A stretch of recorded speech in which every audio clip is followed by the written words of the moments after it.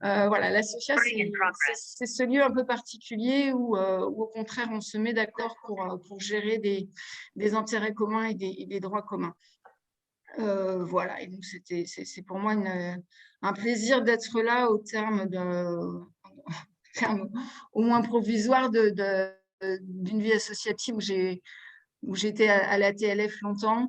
Et voilà, de l'autre côté de la table par rapport aux éditeurs, là, je suis un peu à côté d'eux. C'est pas mal. Et effectivement, je suis contente que les traducteurs, par ce biais-là, ils soient représentés, sachant on a un conseil d'administration, mais je le préciserai tout à l'heure, qui est très représentatif de la diversité des auteurs. Voilà, je passe la parole à Geoffroy. Je crois qu'il y a déjà une main levée, alors je… Ah, tu vois des mains. Je crois, bien sûr.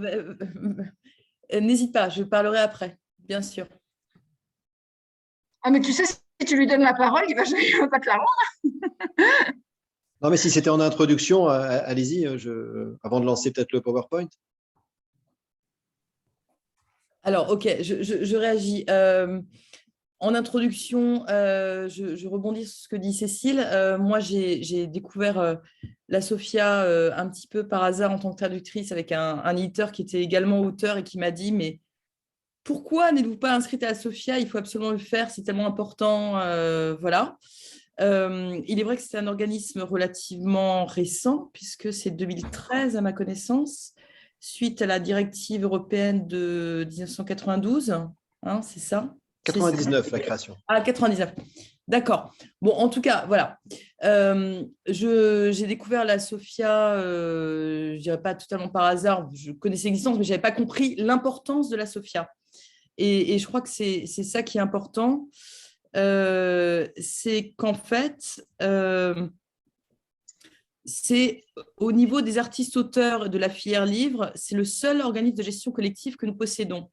Ce qui n'est pas rien, puisqu'on peut souhaiter qu'à l'avenir, cela se développe. En tout cas, on a au moins un domaine qui est géré de manière collective. Et je dis cela pour travailler en tant que vice-présidente de la TLF, pour travailler avec la Sophia régulièrement sur divers sujets, qui est géré de manière à la fois paritaire, auteur et éditeur, et de manière extrêmement consciencieuse, qui est un organisme voilà, qui nous permet, alors Geoffroy, bouchez-vous les oreilles, qui nous permet d'échapper à l'emprise des éditeurs et à sortir nos droits finalement qui sont pieds et poings tenus par les éditeurs, malheureusement, hein, contrairement à d'autres filières artistes-auteurs dans la musique ou le visuel.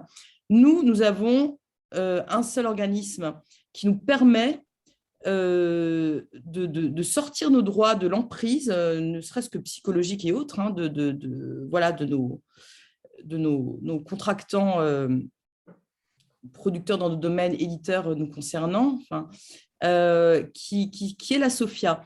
Et pour le coup, le jour où j'ai découvert qu'il suffisait de s'inscrire une seule fois et à partir de là, d'avoir tous les ans de l'argent qui tombe sur mon compte avec voilà, des certificats, etc., qui me permettaient de gérer l'URSSAF de manière extraordinairement claire, puisque cela, enfin, on va vous le repréciser, mais c'est quand même, tout ça relève du droit d'auteur également, bien sûr, c'est quand même un atout absolument incroyable. Et là, Geoffroy, bouchez-vous les oreilles à nouveau. Malheureusement, moi, je souhaiterais que l'inscription à la Sophia soit obligatoire, que ce soit pour les éditeurs et les auteurs, ce n'est pas le cas.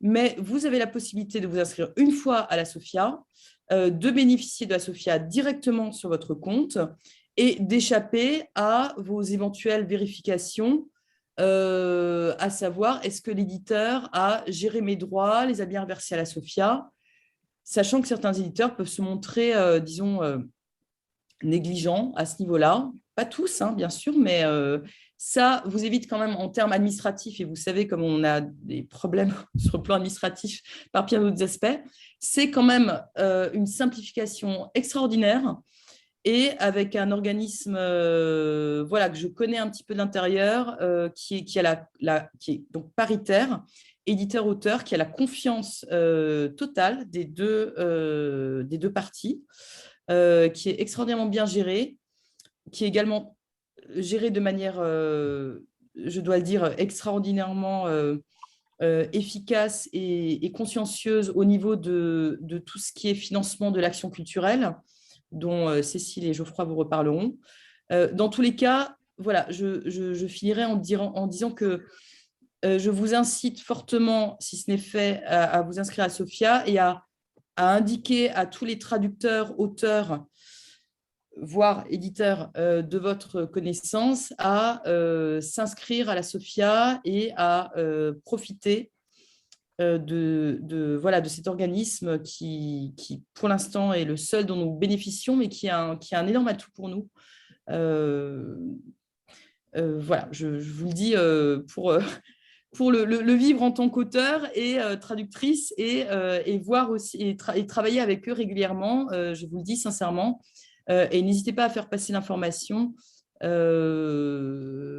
que ce sont des gens motivés et qui travaillent aussi à, alors je finirai là-dessus, à l'avenir, voilà, les évolutions technologiques, les évolutions du droit, les évolutions voilà, du livre, de ces divers supports, qui travaillent aussi là-dessus de manière consciencieuse et attentive dans l'intérêt des auteurs et des éditeurs aussi, bien sûr, hein, Geoffroy.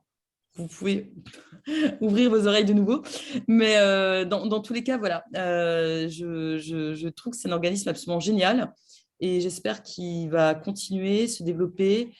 Et plus nous serons nombreux, plus il sera fort aussi, à tous les niveaux. Et voilà, je me tais. Merci beaucoup. J'ai bien fait de ne pas me boucher les oreilles tout le temps. Donc, merci pour ces remerciements et ces compliments qui seront répercutés à toute l'équipe, à la petite équipe, hein, parce que la SOFIA, c'est 14 personnes, mais effectivement 14 personnes motivées par la gestion collective et le droit d'auteur. Du coup, je partage l'écran, si ça fonctionne, avec une petite présentation, enfin une petite… on vous a prévenu qu'elle n'était pas si petite que ça, de la SOFIA, en rappelant, vous voyez, tout le monde voit, je pense que ça fonctionne. En rappelant donc, on est une société, un organisme de gestion collective, comme vous en connaissez d'autres, la SCAM, la DAGP, la SACEM ou d'autres. Plus récent, puisqu'on a été créé donc en 99 à l'initiative des auteurs et des éditeurs, qu'on a deux grandes spécificités. La première, qui a été rappelée par Séverine à l'instant, c'est qu'on a une gestion totalement paritaire, auteur-éditeur. Donc, je me bouge des fois une oreille, des fois l'autre oreille, selon ce qui est dit.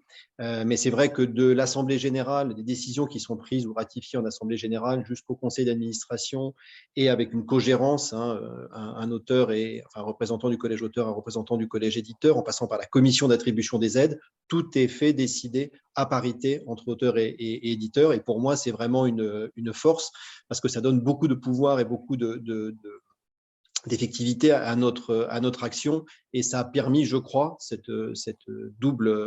parité et cette double défense de nos droits collectifs, de ne pas être trop attaqué sur le droit de prêt une fois qu'il a été mis en place et de sauver aujourd'hui la copie privée numérique. Donc oui, cette parité qui n'est pas partagée par tous les autres OGC, pour moi, c'est vraiment une force.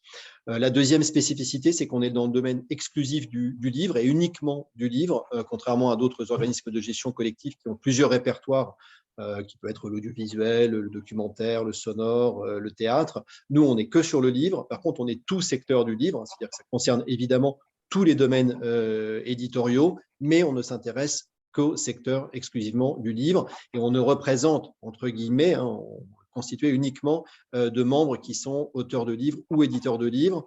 Aujourd'hui, on est sur 11 000 auteurs qui sont adhérents directs de la SOFIA, qu'il s'agisse d'écrivains, d'illustrateurs ou de traducteurs, et à peu près 500 maisons d'édition qui représentent un peu plus de 1000 marques éditoriales, principalement des grandes maisons d'édition, mais le critère étant d'avoir au moins 10 titres au catalogue. On a aussi des maisons d'édition qui sont de taille beaucoup plus modeste. Oui, je rajoute juste, enfin, je redis ce que j'ai dit tout à l'heure, c'est-à-dire que non seulement on est paritaire, donc y compris au plus haut, c'est-à-dire la co-gérance. Je suis actuellement présidente. Arnaud Robert, qui représente, qu'est-ce qu'il faut dire? Il ne représente pas Hachette, il représente… C'est Larousse, mais c'est le groupe Hachette. Larousse, voilà, c'est le groupe Hachette. Voilà. Mais les traducteurs et Hachette sont à égalité au sommet de la SOFIA. On travaille vraiment en triumvirat, c'est une réalité. Il y a une alternance auteur-éditeur à la tête de la SOFIA. Et comme je le disais, c'est paritaire et c'est vraiment collégial. Et au sein du collège auteur, moi, j'ai la chance de pouvoir m'appuyer sur un collège où j'ai des représentants de la BD, des représentants des auteurs du livre jeunesse, etc. Et c'est pareil dans la commission d'attribution des aides. Donc ça aussi, je pense que c'est une force de la SOFIA de pouvoir représenter tous les secteurs et toutes les tendances, toutes les diverses presque tendances politiques qui s'expriment au sein des diverses associations d'auteurs. Je confirme. C'est très vivant. En termes de gestion collective, et c'est vrai, comme le rappelait Séverine, il y a de la gestion collective dans le livre, il n'y en a pas beaucoup par rapport à d'autres secteurs comme le cinéma audiovisuel, où quasi 95%, si ce n'est l'exclusivité des droits, passe par la gestion collective. Le vecteur principal reste l'éditeur et le contrat de cession qui est signé entre les auteurs et leurs éditeurs, mais il y a un peu de gestion collective. À la SOFIA, on gère, ou en tout cas, on perçoit et on redistribue 4 grandes catégories de droits. La première, sur laquelle on reviendra plus spécifiquement, c'est le droit de prêt en bibliothèque. C'est ce sur quoi la SOFIA a été, ce pourquoi même la SOFIA a été créée à l'époque, et pour justement pousser à la transposition de la directive européenne sur le droit de prêt. La deuxième grande catégorie, qui est peut-être un peu moins connue, c'est la rémunération pour copie privée numérique, parce qu'au départ, elle n'était pas spécifiquement faite pour le livre, et depuis maintenant un certain nombre d'années, elle concerne de manière très importante le livre, que ce soit le texte ou l'image. La troisième grande catégorie de droits sont les livres indisponibles du XXe siècle. Donc, il a été question il y a quelques années aussi sous le terme de dispositif relire, consistait, peut-être que j'en parlerai pas trop, parce que les traducteurs sont peu concernés par ce dispositif, qui consistait à rendre de nouveau disponibles des ouvrages du XXe siècle sous droit, mais indisponibles commercialement en version imprimée ou numérique dans les circuits traditionnels, et à redonner sous forme de licence des droits pour pouvoir réexploiter en version numérique ces ouvrages-là. Pour plein de raisons, les ouvrages traduits ont plutôt été mis de côté par le comité scientifique de l'époque, donc ça concerne normalement peu de traducteurs ou de traductrices. Et en termes de droits, c'est beaucoup moins important pour l'instant que le droit de prêt et la rémunération pour copie privée. Et puis, en quatrième catégorie, l'ensemble des autres droits qu'on est amené à gérer. Alors, il peut s'agir de droits étrangers. On a des accords de réciprocité avec nos homologues étrangers. Pas assez, à mon goût, encore d'accords de réciprocité, mais on travaille à le développer. C'est-à-dire que quand il y a du droit de prêt en Allemagne ou du droit de prêt en Espagne, et que des ouvrages français font l'objet du droit de prêt, ces droits nous sont reversés et on les reverse à nos auteurs et à nos éditeurs. Et de la même façon, quand des ouvrages étrangers sont achetés par nos bibliothèques, il y a du droit de prêt qui est créé et on reverse ces droits à nos homologues étrangers. On est en train de signer là un accord en ce moment avec la Belgique, une zone avec laquelle on aurait pu avoir depuis longtemps un accord de réciprocité, qui devrait être un accord assez important, mais on a encore beaucoup de pays avec lesquels on pourrait signer ce type d'accord. Et puis là, alors depuis plus récemment, la reprographie, là aussi je ne resterai pas longtemps sur ce thème, mais c'est important de savoir que la reprographie, c'est-à-dire le droit de photocopie, en fait, qui est géré en premier lieu par le CFC, qui est un autre organisme de gestion collective, mais alors lui qui est uniquement géré quasiment par les éditeurs, puisqu'il n'y a pas de répertoire auteur direct au sein du CFC. Depuis longtemps, la SOFIA percevait un certain nombre de droits en reprographie qu'on appelle les droits non documentés, c'est-à-dire les droits pour lesquels le CFC ne connaissait pas le titre des ouvrages copiés, donc a fortiori ni le nom de l'auteur ni le nom de l'éditeur, et ces sommes étaient partagées par l'ensemble des organismes de gestion collective. Et puis depuis quelques années, maintenant 2-3 ans, et encore plus cette année, on est amené à pouvoir reverser des sommes documentées, c'est-à-dire des titres pour lesquels on connaît bien l'auteur et l'éditeur, mais pour lesquels le dispositif classique qui est un reversement par l'éditeur ne fonctionne pas, parce que l'éditeur ne garantit pas qu'il a reversé les droits ou parce qu'il décide qu'il ne souhaite pas le faire ou ne peut pas le faire. Dans ce cas-là, la SOFIA peut reverser ses droits aux auteurs qui sont concernés, pour la part auteur du droit de reprographie.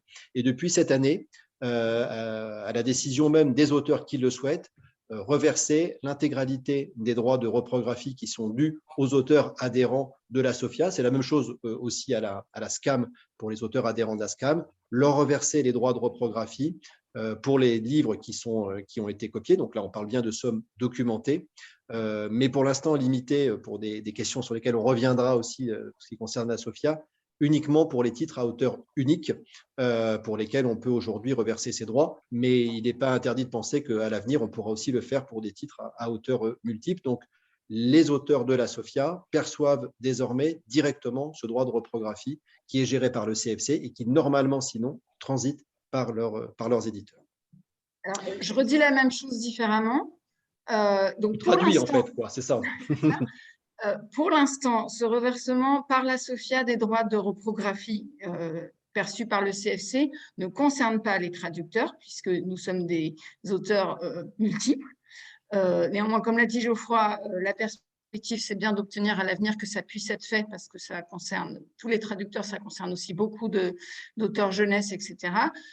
C'est un vrai progrès. Tu as dit, Geoffroy, que c'était au choix de l'auteur de percevoir ou non par la SOFIA. C'est un choix par défaut. C'est-à-dire que si l'auteur ne se manifeste pas, un auteur qui est à la SOFIA, s'il ne dit pas le contraire, il va désormais percevoir ses droits CFC par la SOFIA, puisqu'effectivement, nous avons défendu l'idée qu'un auteur qui est à la SOFIA, par définition, il préfère toucher par la SOFIA plutôt que par son éditeur.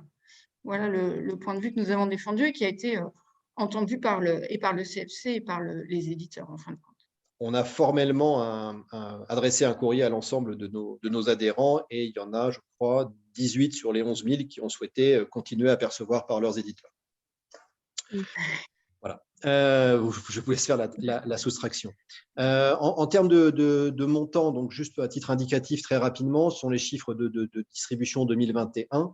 Donc le droit de presse, ça concerne 11,4 millions d'euros de droits redistribués en 2021. La copie privée numérique, qui est en augmentation sur ces dernières années, on le verra, un peu plus importante, à hauteur de 14,9 millions d'euros redistribués aux auteurs et aux éditeurs. Les livres indisponibles dont je parlais tout à l'heure, on est encore en dessous des 200 000 euros par an. Et les autres droits, tout confondus, on est un peu en dessous de 300 000 euros, même si je crois qu'en fin 2021, avec maintenant ces nouveautés concernant la reprographie, on est passé un tout petit peu au-dessus. Ça vous donne un ordre de grandeur et aussi la raison pour laquelle je vais passer un tout petit peu plus de temps sur le droit de prêt et la copie privée numérique que sur les autres droits. À cette gestion collective qui est le cœur de notre métier, on s'appelait avant Société de perception et de redistribution des droits, donc ça veut bien dire ce que ça veut dire, c'est ajouter pour multiples raisons d'autres formes d'action, une action d'abord culturelle, ça c'est dans le cadre de la copie privée, puisque dans le cadre de nos perceptions copie privée, on attribue une part de ces perceptions à l'action culturelle et donc un soutien financier à un certain nombre de projets qui sont portés par des associations, des librairies, des bibliothèques, etc., et qui concernent principalement des salons, des festivals littéraires, un peu d'éducation artistique et culturelle, des actions de formation. En gros, plus de 350 actions désormais qui sont soutenues chaque année pour un montant total de plus de 4 millions d'euros. On reviendra tout à l'heure dessus. Une action sociale qui est venue aussi compléter la gestion collective. Je pense que vous connaissez ce dispositif qui a été mis en place dès la transposition de la directive sur le droit de prêt. C'est la création d'un régime de retraite complémentaire pour les auteurs du livre, qui étaient les seuls au début des années 2000 à ne pas bénéficier d'un régime de retraite complémentaire. Régime de retraite complémentaire qui est obligatoire à partir d'un certain montant de seuil de revenus et qui a été mis en place avec, en contrepartie, une prise en charge à hauteur de 50% des cotisations pour les auteurs de livres qui sont affiliés à ce régime de retraite complémentaire obligatoire. Et aujourd'hui, on n'est pas loin de 4 millions d'euros par an de prise en charge de ces cotisations retraite complémentaires qui sont, elles, prélevées sur le droit de prêt. L'action culturelle, c'est prélevé sur la copie privée numérique. Le financement du régime de retraite complémentaire, c'est prélevé sur les ressources du droit de prêt et c'est prélevé sur l'ensemble des ressources, c'est-à-dire celles qui sont censées aller aux auteurs comme aux éditeurs. C'est prélevé à la source. Et puis une action aussi en formation professionnelle, là, qui fait partie de notre, qui est prélevée sur nos subsides de nos perceptions d'action de copie privée numérique, pour un montant supérieur à 200 000 euros par an, même un montant encore davantage. Je crois qu'on est autour de 350 000, mais une partie importante qui vient en financement de l'AFDAS, donc qui est le fonds de formation des artistes-auteurs, pour lesquels tous les auteurs de l'écrit cotisent, c'est-à-dire à peu près 100 000 auteurs qui perçoivent des droits chaque année et qui cotisent, qu'ils le sachent ou pas, cotisent à ce fonds de formation, leurs diffuseurs d'ailleurs également pour une partie un peu moins importante, mais qui est encore aujourd'hui peu actionné par les auteurs de l'écrit, pour lequel on a, nous, une source de financement complémentaire, donc avec la copie privée, et pour lequel on est en train de réfléchir à améliorer à la fois l'information, l'offre, la communication et peut-être même les critères d'éligibilité pour que cette contribution volontaire de la SOFIA soit plus utilisée et mieux utilisée par les auteurs de l'écrit. Et puis une action internationale avec donc ces accords de réciprocité dont je parlais et qu'on essaye de développer, et puis une défense du droit d'auteur en lien avec l'ensemble des autres organismes de gestion collective au niveau européen et au niveau international au sein de l'IFRO, qui regroupe l'ensemble des sociétés de gestion collective pour l'écrit. Alors c'est aussi bien le droit de photocopie, le droit de prêt, la copie privée, dès lors qu'il s'agit du texte et de l'écrit et des images dans les livres. Et puis PLR, qui est l'équivalent du droit de prêt anglais, qui est une fédération des organismes de gestion uniquement là du droit de prêt, avec aussi une vocation à défendre le droit de prêt et surtout à pousser à ce que de plus en plus de pays, au-delà de l'Europe, puissent mettre en place des dispositifs de droit de prêt. Plus il y aura de pays avec un dispositif de droit de prêt, plus on aura de chances de le sécuriser sur le long terme. Voilà en quelque sorte l'ensemble des actions qui viennent se rajouter à l'action principale et le cœur de notre métier, qui est la gestion collective. Cécile, sauf si tu veux rajouter quelque chose, on attaque sur le dispositif de droit de prêt. Oui, parce que je pense qu'on revient un petit peu plus tard sur l'action culturelle, etc. Donc OK. Alors, le dispositif du droit de prêt, donc au détour des années 2000, je passe sur les discussions et la guerre qu'il y a eu à l'époque entre les différents parties prenantes de ce dispositif. Ça n'a pas été une mise en œuvre facile, le droit de prêt en bibliothèque, que ce soit d'ailleurs du côté des auteurs, des éditeurs, des bibliothécaires, des libraires, des collectivités locales et de l'État. Et on a fini par trouver un système qui a mis quasiment tout le monde d'accord, même s'il faut sans cesse revenir sur cette information et rappeler pourquoi c'est ce dispositif-là qui s'est mis en place en France, sachant que d'autres pays ont choisi d'autres voies. En France, c'est un prêt payé déjà et pas un prêt payant. Ça avait été une demande à un moment de certains de faire payer l'usager. Donc, ce ne sont ni les usagers, ni même les bibliothèques qui aujourd'hui s'acquittent d'un prêt qui aurait été payant. Et c'est bien un prêt payé qui est acquitté dès l'acquisition des livres par les bibliothèques. Et à partir de ce moment-là, elles ont le droit de prêter les livres autant de fois qu'elles le peuvent, qu'elles le veulent, autant de fois que le livre, d'ailleurs, le permet, puisqu'au bout d'un certain temps, elles rachètent les livres qui sont usés. Le droit de prêt, il est financé par deux sources assez différentes. La première, elle vient de l'État, elle est versée par l'État, elle est même calculée par l'État, et elle est basée sur le nombre d'usagers qui sont inscrits dans les bibliothèques de lecture publique et dans les bibliothèques universitaires. Donc, c'est l'État qui verse ce financement, culture et ministère de la Culture et ministère de l'Enseignement supérieur. Et on a une deuxième source de financement qui, elle, vient des fournisseurs de livres et qui est basée sur les achats des bibliothèques, les fournisseurs de livres collectant et reversant à la SOFIA 6% du prix public des livres qui sont achetés par les bibliothèques de prêt, qu'il s'agisse de bibliothèques de lecture publique, bibliothèques associatives, bibliothèques universitaires, peu importe, dès lors que c'est un organisme de prêt. À partir de ces deux sources de financement qui sont donc collectées par la SOFIA procède ensuite à un reversement des droits qui sont dus à parité aux auteurs et aux éditeurs. Donc ça, c'est ce principe de parité et d'égalité 50-50 entre la part auteur et la part éditeur. Elle a été fixée dans la loi. Ce n'est pas une décision de la SOFIA, c'est fixé déjà dans les textes de loi. Et elle se fait sur la base des achats de livres et non des prêts d'ouvrage. C'est-à-dire qu'on a décidé dès le départ que ce ne serait pas une proportionnalité du nombre de prêts par ouvrage qui ferait qu'un auteur ou un éditeur ou un titre aurait plus de droits qu'un autre, mais le nombre d'exemplaires qui sont acquis chaque année par une bibliothèque. Ça évite l'effet best-seller, parce que souvent les auteurs qui sont les plus achetés, qui sont les plus empruntés, et ce qui fait qu'un livre, dès lors qu'il est acheté, encore une fois, on est bien sur le principe d'un prêt payé, donne lieu à versement, que ce livre ensuite soit prêté une fois, 50 fois, 100 fois, voire même qu'il ne se soit jamais prêté, puisque c'est le prêt payé qui est acquitté, ça donne lieu à un versement qui est identique et qui est au prorata du nombre d'exemplaires achetés par l'ensemble des bibliothèques. C'est ce qui sert donc aussi au financement ensuite d'un régime de retraite complémentaire, j'en ai dit un mot tout à l'heure, par un prélèvement qui se fait uniquement sur le financement sur les prélèvements du droit de prêt. Pardon, Peggy, vous aviez déjà une question. Oui, j'ai une question sur… c'est peut-être moi qui ai mal compris, ou j'ai besoin de préciser.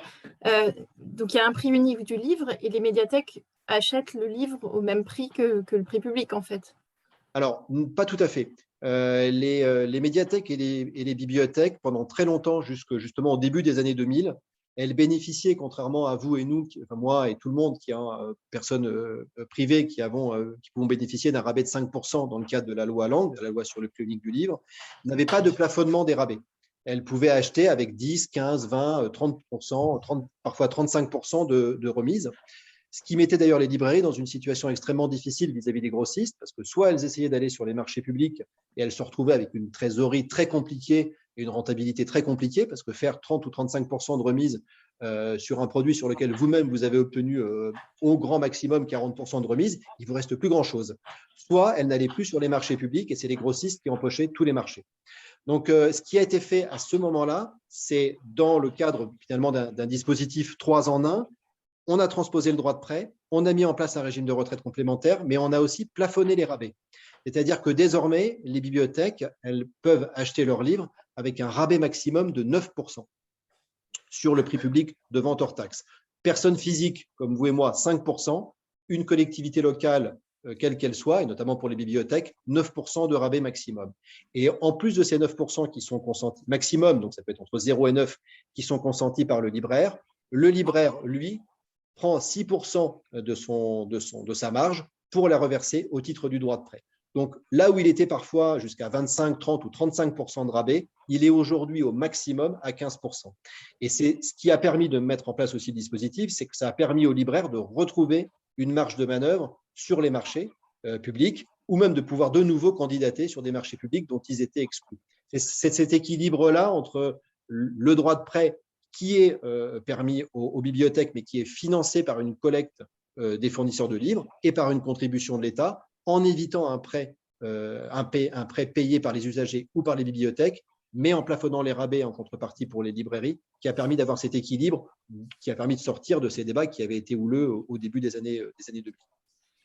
C'est vraiment une spécificité vertueuse, je trouve, du système français. Comme le dit Geoffroy, il y a du droit de prêt pratiquement dans toute l'Europe. Mais ce système qui associe en tant que bénéficiaire auteurs et éditeurs, bon, ce n'est pas le cas partout, mais moi, je pense que c'est plutôt une bonne idée sur ce coup-là d'avoir les éditeurs bénéficiaires et donc défenseurs aussi du système. Et puis d'avoir dans la boucle la librairie et les bibliothèques qui du coup place la Sophia un peu au centre du système. Je trouve que c'est une grande force en fait. C'est très vertueux.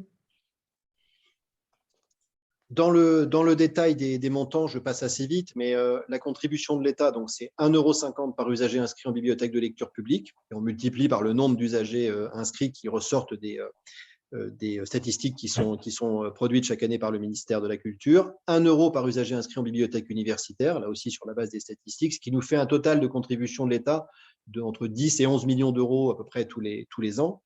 Et la contribution donc, sur les ventes de livres qui est collectée et reversée par les fournisseurs de livres, entre 6 à 7 millions d'euros.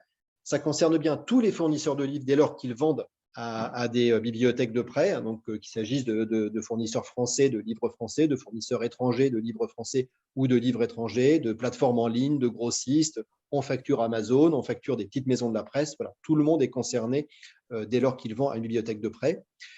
L'important aussi, c'est que le fournisseur de livres nous fait à la fois une déclaration de ces ventes sur la base de laquelle on facture ensuite le fournisseur de livres, mais c'est une déclaration qui est détaillée. C'est-à-dire qu'il nous dit j'ai vendu pour tant d'euros à telle bibliothèque, mais j'ai vendu ces titres-là et en tel nombre d'exemplaires. Et c'est ça qui ensuite nous permet, nous, dans la redistribution, de savoir à qui sont dues les sommes. C'est pour ça que dans le cas du droit de prêt, on parle bien de sommes documentées, puisqu'on a ces déclarations détaillées des fournisseurs. On a aussi des déclarations des bibliothèques de prêt, puisqu'il y a des fournisseurs de livres qui peuvent oublier de nous faire des déclarations, ce qui ne nous permettrait pas de les facturer. Dans ce cas-là, les déclarations des bibliothèques, elles sont globales, mais elles nous permettent de vérifier que tous les fournisseurs de livres nous ont bien déclaré leurs ventes. Et depuis une jurisprudence il y a quelques années, nous permettent même désormais de facturer directement un fournisseur de livres sur la seule base des déclarations des bibliothèques. Donc, il peut y avoir quelques ventes de livres qui nous échappent, mais globalement, je pense qu'on est maintenant sur un périmètre qui représente 90 à 95% vraiment des ventes qui sont réalisées auprès des bibliothèques. On est, selon les années, autour de 6 millions d'exemplaires, même un peu plus récemment d'exemplaires vendus par les fournisseurs de livres aux bibliothèques de prêt concernées. Et pour montrer aussi la diversité des acquisitions des bibliothèques, ça concerne chaque année 400 000 titres différents, et donc autant derrière d'auteurs et d'éditeurs qui peuvent être concernés par ces 400 000 titres. Donc, ce n'est pas quelques titres d'auteurs de best-sellers qui perçoivent le droit de prêt, c'est bien une pluralité de titres et donc derrière d'auteurs et d'éditeurs qui perçoivent le droit de prêt. Total des perceptions étant autour de 16 à 18 millions selon les années, avec un chiffre qui est relativement stable depuis un certain nombre d'années, une stabilité qui est due au fait que les bibliothèques achètent à peu près le même volume de livres. On ne parle ici, pardon, j'aurais dû le préciser dès le départ, que de livres imprimés. Les livres numériques ne sont pas aujourd'hui concernés par le droit de prêt. Donc, les acquisitions de livres papier n'ont pas baissé au fil du temps. Le prix du livre n'ayant pas beaucoup augmenté, ou pas plus plutôt moins que l'inflation aussi, et les 6% étant toujours les mêmes, et le nombre d'usagers inscrits en bibliothèque, et c'est une bonne nouvelle, n'ayant pas baissé, on est vraiment sur des équilibres qui se maintiennent depuis un certain nombre d'années en termes de montant. Ensuite, comment se répartit cette perception? Donc, la contribution du régime de retraite complémentaire en 2021, c'était 3,6 millions d'euros qui ont été prélevés donc, sur la répartition la perception du droit de prêt. Des frais de gestion qui étaient un peu en dessous de 11%. Selon les années, on est en règle générale aussi entre 10 et 11%. Et le total net qui est réparti entre les auteurs et les éditeurs. Donc, pour 2021, on était à hauteur de 11,4 millions d'euros.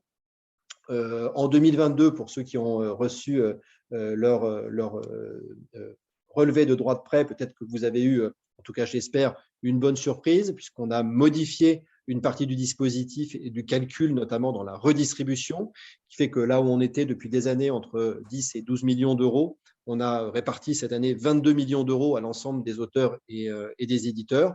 On a soldé une partie du passé et on a pris un peu d'avance sur les années à venir. Donc, c'est un peu exceptionnel sur 2022 et on n'aura pas 22 millions d'euros tous les ans. On va repartir sur un schéma plus classique. Mais en mars-avril de cette année, la distribution a été assez exceptionnelle en 2022 et nous permettra de redistribuer de toute façon plus rapidement les sommes que précédemment. Alors, ce total, il est divisé par le nombre d'exemplaires achetés. C'est la proportion dont je parlais tout à l'heure. C'est uniquement sur cette base-là, nombre d'exemplaires achetés, peu importe les prêts qui ont été effectués ou pas.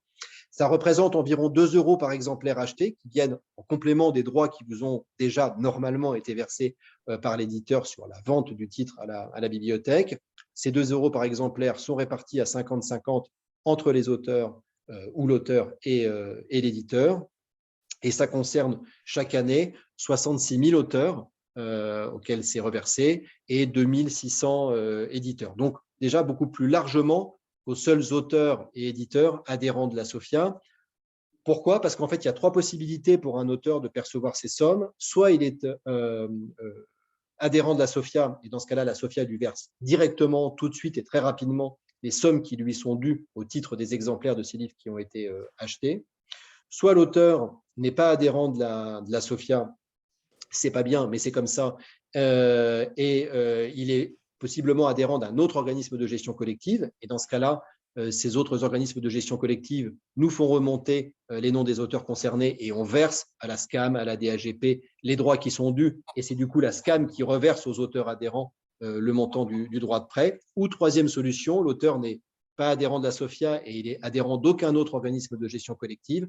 Et dans ces cas-là, c'est l'éditeur, son éditeur, pour les titres qui le concernent, qui lui reverse sa part auteur. Et donc, la part auteur, elle transite par l'éditeur, la SOFIA versant à l'éditeur la part qui lui revient, mais aussi la part qui revient à ses auteurs, aux auteurs qui ne seraient adhérents ni de la SOFIA, ni d'aucun autre organisme de gestion collective. C'est pour ça qu'au final, on est sur un nombre d'auteurs concernés et d'éditeurs beaucoup plus important que simplement les adhérents de la SOFIA. Sur le versement direct aux Oui, non, auteurs. pardon. Non, juste pour rappeler, donc on a nous 11 000 auteurs adhérents. Donc, vous faites le calcul, c'est-à-dire que si on reverse à 66 000, ça veut dire qu'en fait, il y a ceux des autres sociétés de gestion collective, mais bon, littéralement, il y a 50 000 auteurs qui vont toucher par l'intermédiaire de leurs éditeurs. Et moi, j'aimerais bien qu'il y en ait un peu plus qui touchent directement, soit par nous, soit par d'autres sociétés de gestion collective. En fait, à l'heure actuelle, il y a 70% des sommes du droit de prêt qui passent par les éditeurs. Donc, on a un travail de recrutement Voilà. encore devant nous. Et je soutiens absolument ce que dit Cécile, ce que je disais au début. Inscrivez-vous à la SOFIA. Dites aux gens de s'inscrire à la SOFIA.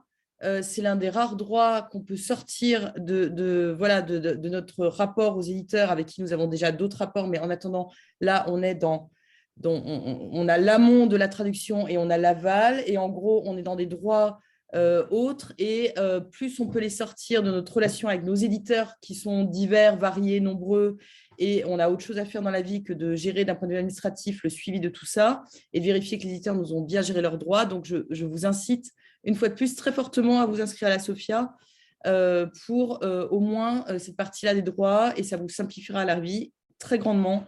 Voilà, comme je disais au début, je regrette que ça ne soit pas obligatoire. Malheureusement, ça ne l'est pas. Mais vraiment, faites-le, c'est un atout, et dites-le à tout le monde autour de vous, traducteurs, auteurs, voire éditeurs également. Et co-traducteur, parce que Geoffroy, tu vas finir la diapo sur ce thème aussi. Oui, parce qu'on a une difficulté qu'on l'espère lever dans les prochains mois, qui est celle des co-auteurs, c'est-à-dire que il y a beaucoup de titres en jeunesse, en bande dessinée ou dans d'autres thématiques, et y compris des ouvrages qui peuvent être traduits par plusieurs traducteurs, pour lesquels on a une difficulté à reverser directement si seulement l'un des co-auteurs ou l'un des co-traducteurs est adhérent de la SOFIA, mais pas l'autre, ou pas les autres. Puisque dans ce cas-là, on ne connaît pas les clés de répartition, et aujourd'hui, on est sur les clés de répartition des droits premiers ou des droits dérivés, et seul l'éditeur les connaît, et donc l'intégralité de la part auteur est reversée par l'éditeur, quand bien même l'un des deux co-auteurs est adhérent de la SOFIA. Donc ça, c'est quelque chose qu'on veut faire évoluer assez vite.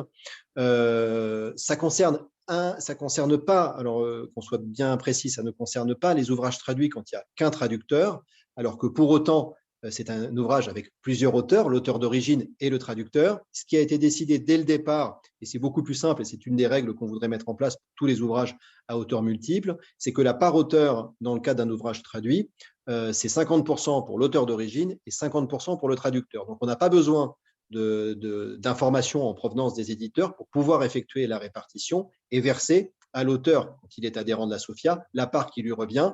La part de l'auteur d'origine, les 25% qui restent, sont reversés à l'éditeur, ou dans le cadre de nos accords de réciprocité via les OGC étrangères. Mais la part du traducteur, elle est bien versée directement, sauf si on est dans le cas où on a plusieurs traducteurs pour cette part de 25% qui reste, et pour lesquels il y en a tous ne sont pas adhérents de la SOFIA. Donc oui, ça vaut le coup que tous les auteurs adhèrent, parce que plus on aura de co-auteurs adhérents, moins ce cas de figure se fera jour, tant qu'on n'a pas résolu, nous, la question. Et puis, c'est vrai qu'on a une difficulté aujourd'hui sur les 50 000 auteurs et donc les montants qui sont versés, à s'assurer à 100% que l'éditeur a bien fait son travail de reversement. Alors, il y a une attestation sur l'honneur qui est demandée pour pouvoir reverser les sommes l'année suivante. Mais voilà, on n'a pas aujourd'hui encore mis en place un système, comme c'est le cas par exemple au CFC depuis 1 an, d'aller au moins de manière aléatoire faire des contrôles sur le versement effectif des sommes. Je fais une dernière précision dans le cas où l'auteur ne serait pas adhérent de la SOFIA ou d'un autre organisme de gestion collective, mais pour ceux qui ne le sont pas, il faut être vigilant sur ce point-là. Le droit de prêt, comme le droit de reprographie d'ailleurs, sont les 2 seuls droits pour lesquels l'éditeur ne peut pas procéder à la compensation avec l'avaloir. Donc, si votre avaloir n'a pas été compensé, pour autant, l'éditeur vous doit le droit de prêt. Là, il n'y a pas de discussion possible. Quoi que dise le contrat d'édition, quoi que dise l'éditeur, de toute façon, ce droit vous est dû, que vous ayez ou pas compensé, que l'avaloir soit ou non compensé sur le titre en question. Et je ne parle pas de compensation intertitre ou interdroit dans ce cas-là. Peu importe, il y a une obligation de reverser les sommes. Mais c'est encore plus sûr si l'auteur est adhérent d'un organisme de gestion collective et a fortiori de la SOFIA. Pardon, je qu'il y avait une question. Oui, je peux poser une question. Bien sûr. Les auteurs étrangers peuvent être inscrits à la SOFIA? Oui, on a des auteurs étrangers qui sont inscrits directement à la SOFIA. On n'en a pas énormément, mais on a des auteurs étrangers qui sont inscrits à la SOFIA. Et dans ce cas-là, on leur reverse directement les sommes qui sont dues au titre de l'auteur d'origine du livre traduit. La grande majorité de ce qu'on reverse passe quand même par des organismes de gestion collective étrangers qui nous donnent des répertoires. C'est le même système qu'avec un organisme de gestion français, sauf que c'est pour des auteurs étrangers. Et puis, on a aussi beaucoup de droits qui transitent par l'éditeur, puisque l'éditeur est en contact avec l'éditeur étranger de cet auteur-là et peut lui reverser les sommes. Et là, on est dans une cascade d'intermédiaires voilà, qui est moins évident, moins rapide et peut-être moins sûr à 100% que si on pouvait reverser directement. Avec un organisme de gestion, ça peut se faire. Tout à fait. Vous pouvez reverser directement. On a une autrice, je crois qu'on a une autrice anglaise d'ouvrages avec des sorciers assez connus qui était adhérente directe de la SOFIA parce que les droits étaient relativement significatifs, mais on a quelques-uns. Pas énormément, hein, très franchement. Merci. Pardon, il y a une autre question. Non, je voulais juste dire, les Anglais, moi j'ai un auteur anglais là, que je viens d'inciter fortement et il l'a fait, je l'ai incité à adhérer à leur propre société de gestion collective avec laquelle on a un accord. Ça peut passer par ça aussi sans qu'ils viennent adhérer chez nous. Il y avait une question, Alexia Valenbois, si je vois bien. Je ne vois pas tout le monde sur l'écran, pardon, donc si je rate, n'hésitez pas. Oui, bonjour. Vous disiez tout à l'heure que toute la campagne là, de reversement, c'était mars-avril. Ça veut dire que c'est terminé ou il y en a encore qui peuvent encore arriver? Alors, les relevés de compte ont normalement été adressés à tous les auteurs adhérents en avril, puisque les développements qu'on a fait cette année, qui, à mon sens, valaient la peine, puisqu'on a doublé les sommes redistribuées, nous ont fait perdre un petit peu de temps sur la redistribution habituelle de mars. Donc, on a envoyé les relevés qu'en avril cette année. Mais normalement, si vous êtes concerné, si vous êtes adhérent de la SOFIA, directement, vous avez dû recevoir un relevé en avril. Par courrier par mail maintenant majoritairement. Il faut vérifier les spams ou alors il faut regarder dans votre ouais, je me demande parce que je les conserve religieusement, j'ai bien les années précédentes et tout, mais cette année j'ai rien. Alors regardez les spams, regardez votre espace membre et après le troisième rideau c'est notre fameux Sylvain Moratti qui est notre interface humaine très populaire parce qu'il répond toujours avec beaucoup de gentillesse et d'efficacité. Donc, voir s'il y a eu un problème dans la transmission du relevé. Mais effectivement, ils ont dû arriver en avril. Et d'ailleurs, merci. Et c'est un peu bizarre parce ça peut arriver certaines années de ne pas être concerné parce que c'est en fonction de l'année. On était sur N-2 et uniquement sur N-2 principalement. Donc, c'était une année où il n'y avait pas eu de sortie pour un auteur, ça pouvait s'expliquer. Là, en plus, on est quand même sur une répartition qui concerne à la fois 2019 et toutes les années antérieures, puisqu'on a soldé tout ce qui auparavant n'avait pas été soldé. Donc, on est vraiment sur un nombre d'années très important, et y compris une partie de 2020 pour les déclarations dont on avait déjà connaissance via les fournisseurs de livres. Donc, que vous n'ayez rien reçu alors que sur une année, ça peut peut-être s'expliquer pour certains auteurs. Là, sur le nombre d'années concernées, ça m'étonne un peu. Donc, je pense soit s'il y a eu un problème de courrier chez nous ou chez vous, mais il faut qu'on trouve la solution à ça. Oui. Pardon, Séverine, vous aviez une question ? Oui, non, simplement, c'est pour le dire à tout le monde, on est d'accord, vous avez deux versements par an, un en avril-mai et l'autre en fin d'année, c'est ça? Alors non, il y a trois versements par an. Trois, c'est ça. Il y a un versement en mars-avril pour le droit de prêt, oui, directement aux auteurs adhérents. Si c'est par les éditeurs, ça prend le temps de… Voilà. Un versement qui est plutôt aux alentours du mois de juin, qui est en cours là sur la copie privée numérique, donc qui va être qui se fait au mois de juin. Et un troisième versement, alors qui ne concerne pas forcément tout le monde, sur justement les droits étrangers, les droits non documentés, la reprographie, tous les autres droits, qui fait l'objet d'un versement en toute fin d'année, donc c'est novembre ou début décembre. Voilà. Mais ça dépend des seuils de reversement et si on atteint un certain montant. Ce qu'on a fait maintenant, c'est qu'on a pris la décision de ne pas se limiter uniquement à l'une des catégories de droits, donc on agrège tous les droits Et si c'est l'agrégation de tous ces droits fait qu'on dépasse le seuil, ce qui est quand même plus facile, alors on débloque vraiment toutes les sommes. Et puis il y a un point, pardon, que je n'ai pas rappelé, c'est quasi esprit d'escalier virtuel, mais tout à l'heure vous disiez l'importance d'adhérer pour percevoir les droits. Il faut savoir que vous pouvez aussi, si vous n'avez pas perçu les droits par vos éditeurs ou s'il y a des droits qui étaient irrépartissables et qui n'ont pas été versés, on garde les droits. Il y a un délai de prescription, mais en fait, pour les auteurs, on a décidé de quasiment pas en tenir compte. Et donc, en adhérant rétroactivement, s'il y a des droits qui vous étaient dus depuis un certain nombre d'années, tout est récupéré et tout vous est versé, tout le solde vous est versé. Normalement, une partie vous a été versée par l'éditeur au titre du droit de prêt, mais si ça n'avait pas été le cas, on a par exemple des droits qui n'ont pas été versés à certains auteurs parce que l'éditeur ne nous a pas facturé le droit de prêt. Et donc, la part qui est emportée pour les auteurs n'a pas été reversée via l'éditeur. Si l'auteur n'est pas adhérent de la SOFIA, alors il n'a pas perçu ses sommes. Le jour où il adhère à la SOFIA, tout ce qui lui était dû depuis le début lui est reversé. Ce qu'on appelle les sommes irrépartissables, je ne rentre pas dans le détail, qui n'est pas un bon terme, parce qu'elles sont, on sait à qui on doit les répartir, mais on n'a pas forcément les auteurs en face pour le faire. Le jour où l'auteur adhère et qu'on a toutes les coordonnées pour le faire, alors c'est rétroactif sur l'ensemble du droit de prêt.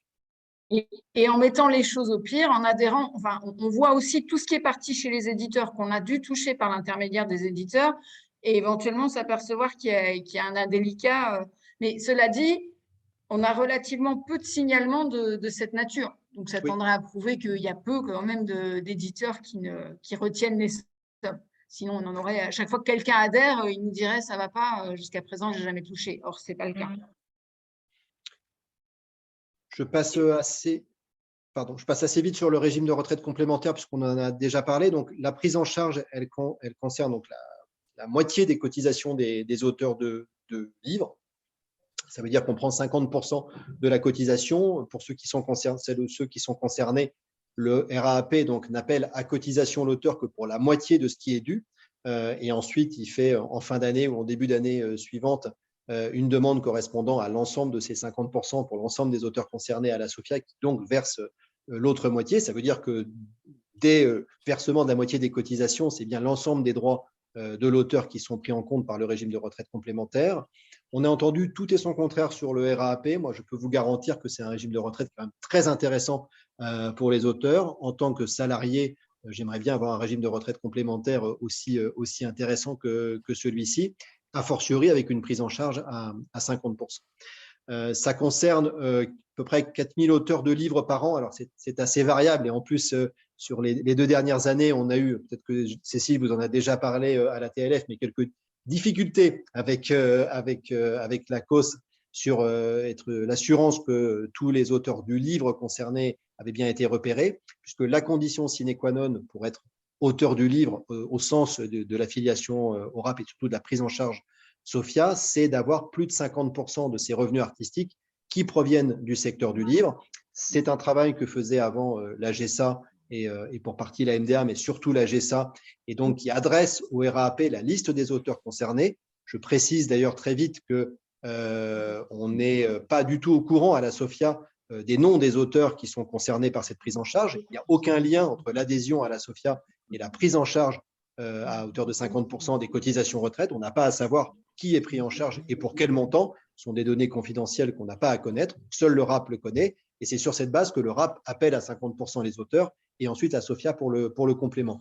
Depuis la réforme de 2019, c'est l'ACOS qui conduit cette mission avec les difficultés que certains d'entre vous connaissent au sein de l'ACOS pour d'autres sujets, mais qui sont sensiblement aussi compliqués pour le fait de bien repérer le repérage des auteurs de livres et qui nous ont conduits depuis 2 ans à prendre en charge des auteurs qui n'étaient pas forcément repérés par l'ACOS et l'URSSAF, mais qui avaient été pris en charge les années précédentes déjà par la SOFIA pour leur cotisation. On a fait ça l'année dernière, on a refait ça cette année, mais ça ne veut pas dire qu'on est sûr de prendre en charge tous ceux qui ont droit d'être pris en charge. Donc, il faut vraiment être vigilant sur ce point-là et être très attentif. Et si jamais vous apercevez qu'il n'y a pas de prise en charge SOFIA alors que vous estimez bien être au-dessus des 50% de revenus libres, il faut le signifier soit à la SOFIA, soit au RAAP. On est en lien direct avec le RAP sur ces sujets-là. On essaye de faire avancer les choses par ailleurs avec la COS et le ministère de la Culture, mais c'est compliqué, c'est long. Donc, dans l'intervalle, avant que ce soit, je l'espère, un jour résolu, il faut vraiment une grande vigilance, si vous êtes concerné, de vérifier que c'est bien un appel à cotisation du RAP pour moitié qui vous est fait et non pas pour l'intégralité. C'est dès le départ de l'appel à cotisation que c'est 50%. Plus Alors, excessif que complété. je reprends pour tous ceux qui ne sont pas bilingues en sigle. Je reprends juste l'architecture. Donc, dans l'URSSAF et la cause, c'est la même chose dans ce qu'on raconte. Vous faites votre déclaration URSSAF. Cette année, ça s'est passé un peu moins mal que d'autres, on espère. Moi, les premiers jours, c'était terrible. Après, moi, ça s'est résolu. J'espère que pour vous aussi. Bon, vous avez fait votre déclaration. Elle était peut-être bien pré-remplie, tout ça. Si vous êtes au-dessus du seuil de cotisation au régime de retraite complémentaire, qui doit être vers 8 000 € si je ne dis pas de bêtises, l'URSSAF, la cause, va transmettre ça à l'IRSEC, qui est l'organisme qui gère la retraite complémentaire des auteurs. Il gère plusieurs régimes, dont le RAP, qui est celui qui nous concerne. Voilà. Donc, si vous êtes au-dessus du seuil, l'URSSAF va transmettre les informations au RAP et normalement, l'URSSAF fait le travail de repérer les artistes-auteurs qui sont majoritairement auteurs du livre. Ces dernières années, il n'a pas trop bien réussi. Donc, comme disait Geoffroy, nous, on a fait le choix de reconduire tous ceux qui étaient précédemment pris en charge. Mais ça fait boule de neige, donc il va falloir qu'on s'arrête et puis ça nous empêche de repérer les nouveaux, ceux qui n'étaient pas pris en charge précédemment. Donc, comme disait Geoffroy, c'est un travail qu'on fait avec l'URSSAF actuellement pour qu'il soit bien en mesure de vous repérer. Ce que vous pouvez faire, vous, de votre côté, c'est répondre à l'appel à prédéclaration de l'IRSEC qu'on a reçu ces dernières semaines et qui est encore en cours pour vous-même déclarer vos revenus de droit d'auteur. Et on vous demande aussi de cocher une case quelque part disant que vous êtes auteur majoritairement en livre. Voilà, ça peut être un filet de sécurité pour nous dans notre travail avec eux pour essayer de ne pas trop perdre de personnes en cours de route dans cette phase de transition pas très facile avec l'URSSAF.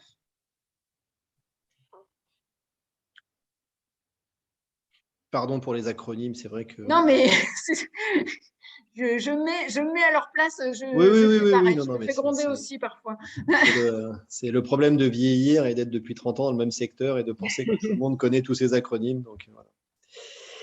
Tu as eu raison. Permettre du coup une petite précision, on n'a pas besoin d'être affilié à la SOFIA pour bénéficier de ces 50% de…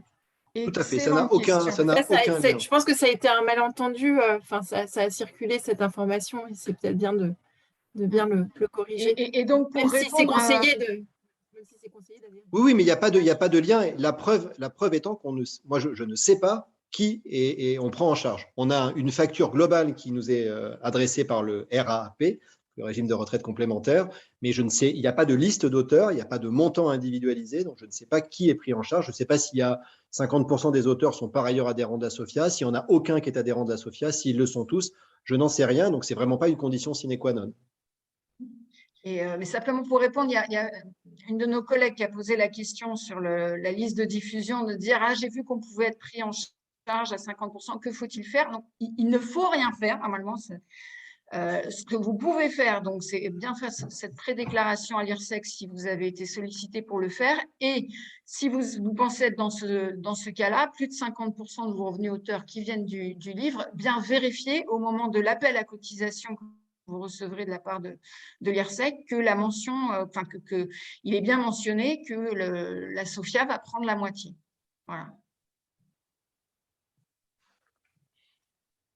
Je n'ai plus les chiffres en tête, mais le nombre de traducteurs ou de traductrices concernés par l'affiliation au RAP sur les 4500 qui sont pris en charge est relativement significatif. Hein, donc c'est entre 800 et 1000, quelque chose comme ça. On fait partie des professions relativement professionnalisées. Ouais, même un peu plus. Oui, je pense. Oui. Pas mal. 1000 qui sont au-dessus du seuil, c'est déjà pas mal. Hein.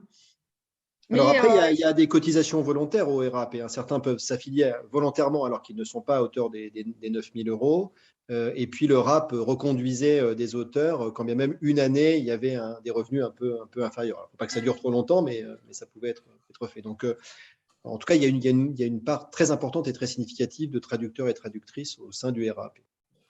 Mais peut-être que, puisque parlons utile, ça serait peut-être pas inutile que la TLF, que je demande aux autres associations d'auteurs aussi de resignaler cet appel à prédéclaration de la part de l'IRSEC. Si ça en motive quelques-uns, ça nous a bien servi les années précédentes d'avoir cette référence-là, donc c'est peut-être le moment. Je peux poser une question? Bien sûr. Le terme Lacoste ou Lagos, je ne sais pas ce que c'est. C'est ce que je disais, c'est un autre nom de l'URSSAF. Oui, mais c'est des initiales, c'est quoi? C'est l'Agence centrale des organismes de sécurité sociale. Ah, merci. ACO2S. Ouais. D'accord. Sinon, j'ai une expérience toute récente pour l'IRSEC. Je ne sais pas si ça vous intéresse que je vous le dise. J'avais une somme de 1 400 € qui m'était réclamée. Et donc, j'ai demandé un rendez-vous téléphonique. Et en fait, il y avait un rappel. On me demandait un rappel de 2019, fin 2019 pour mes revenus 2018. Et il me semblait avoir déjà téléphoné pour leur dire, normalement, je pensais qu'il y avait 50% en moins. Et cela n'avait pas été pris en compte. Donc, j'ai été très bien renseignée par quelqu'un qui m'a donné le rendez-vous téléphonique, mais n'empêche que cette somme m'était toujours réclamée et que si je n'avais pas redemandé un nouveau rendez-vous téléphonique, j'aurais eu 1 000 € pour 2019 à payer et 400 € à payer pour 2020. Et ils avaient oublié dans les deux cas d'enlever les 50%. Et du coup, ça s'est réglé? Ça va se régler, oui, ça date de ce matin.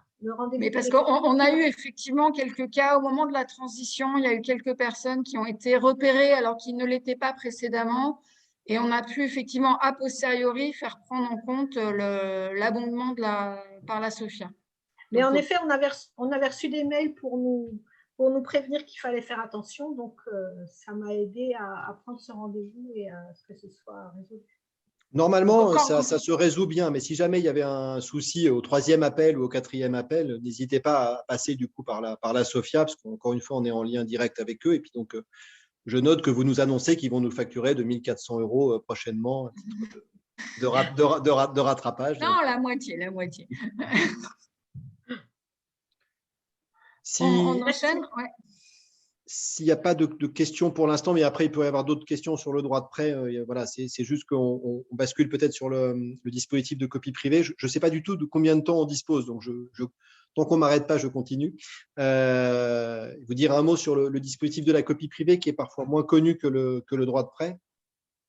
Donc, la copie privée numérique, c'est donc une contrepartie qui a été mise une rémunération, une contrepartie qui a été mise en place pour permettre du coup la possibilité pour toutes les personnes physiques, vous et moi, de pouvoir copier et de pouvoir sauvegarder des contenus culturels protégés. Alors, dans un usage qui est quand même réglementé, c'est un usage qui est évidemment personnel, privé, donc on parle souvent du cercle restreint, du cercle de famille, et à un usage non commercial. Mais ça vous autorise à faire des copies numériques d'à peu près tous les contenus, que ce soit le son, la vidéo, le texte, l'image. Ça concerne aujourd'hui tous les répertoires. À une époque, ça s'appelait la copie privée mécanique, puisque au départ, ça avait été mis en place pour pouvoir faire des copies uniquement sur les cassettes vidéo et sur les cassettes audio. Et à partir du moment où on a pu faire aussi des copies et des sauvegardes sur le numérique, alors du coup, ça a concerné le texte et l'image, et les textes et les images qui sont dans les livres.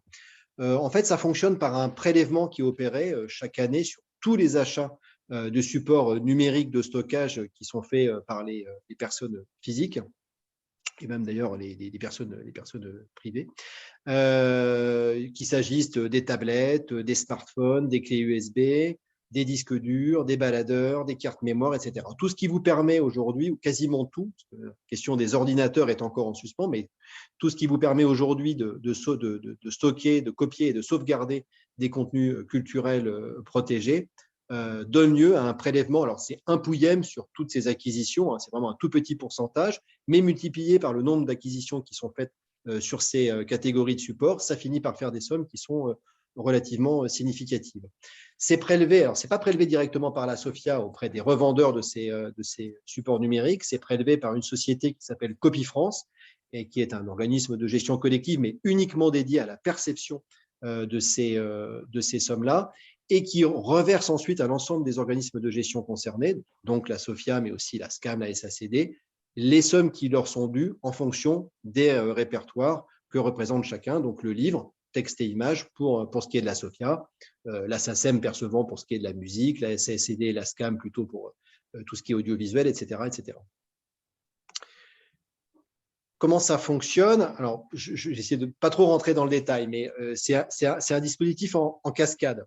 En fait, il y a des études qui sont menées régulièrement auprès de l'ensemble des Français sur leur pratique de copie par catégorie de support et par catégorie de répertoire. C'est-à-dire qu'on les interroge sur combien de films ou d'extraits de films, de musique ou d'extraits de musique, d'images vous copiez, vous avez copié dans les derniers mois et vous les avez stockés plutôt sur un ordinateur, plutôt sur une clé USB, plutôt sur un smartphone, etc. Donc ça, ce sont des études d'usage qui sont faites régulièrement, mais pas tous les ans, et qui permettent, sur la base des résultats, de fixer au sein d'une commission qui représente à la fois les ayants droit et les fabricants et les distributeurs et les consommateurs, de fixer des barèmes de redevances par support et par répertoire. Et ce sont ces barèmes qui sont appliqués sur les ventes et les acquisitions de ces supports numériques. Ce qui fait que quand on achète un téléphone 8 Go ou 24 Go ou 68 Go, le barème n'est pas tout à fait le même et le pourcentage qui est pris et le montant qui est pris n'est pas forcément le même puisque la capacité derrière de stockage n'est pas forcément la même. Je ne rentre pas dans les barèmes, mais c'est important de savoir que ce sont des barèmes qui ne sont pas fixés au hasard. Ça fait l'objet de discussions suite à ces études menées auprès de l'ensemble des Français. Une fois qu'on a ces barèmes par support et par répertoire, ça permet à Copie France de prélever et de répartir ensuite au sein des OGC par répertoire. Donc, un répertoire, c'est le sonore, l'audiovisuel, le texte ou l'image. Et ensuite, au sein de l'ensemble de ces répertoires, les OGC concernés mènent des études pour savoir quels sont les domaines qui sont le plus copiés au sein de ces répertoires. Donc, dans le cadre, par exemple, du livre, pour le texte, on mène chaque année des études pour savoir si ce qui est plus copié sont les romans, les essais, la jeunesse, le scolaire, etc.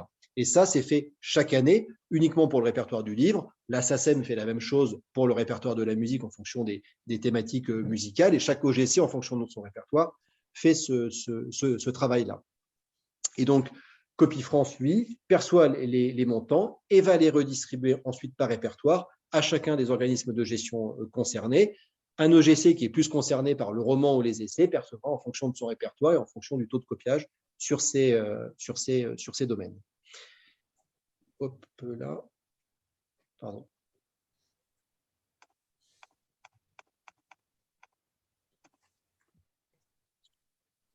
En termes de chiffres pour 2021, cette perception par répertoire, elle est quand même elle concerne majoritairement le sonore et l'audiovisuel. Sur le total, ça reste bien sûr le sonore et l'audiovisuel qui sont le plus copiés, donc qui perçoivent les montants les plus importants.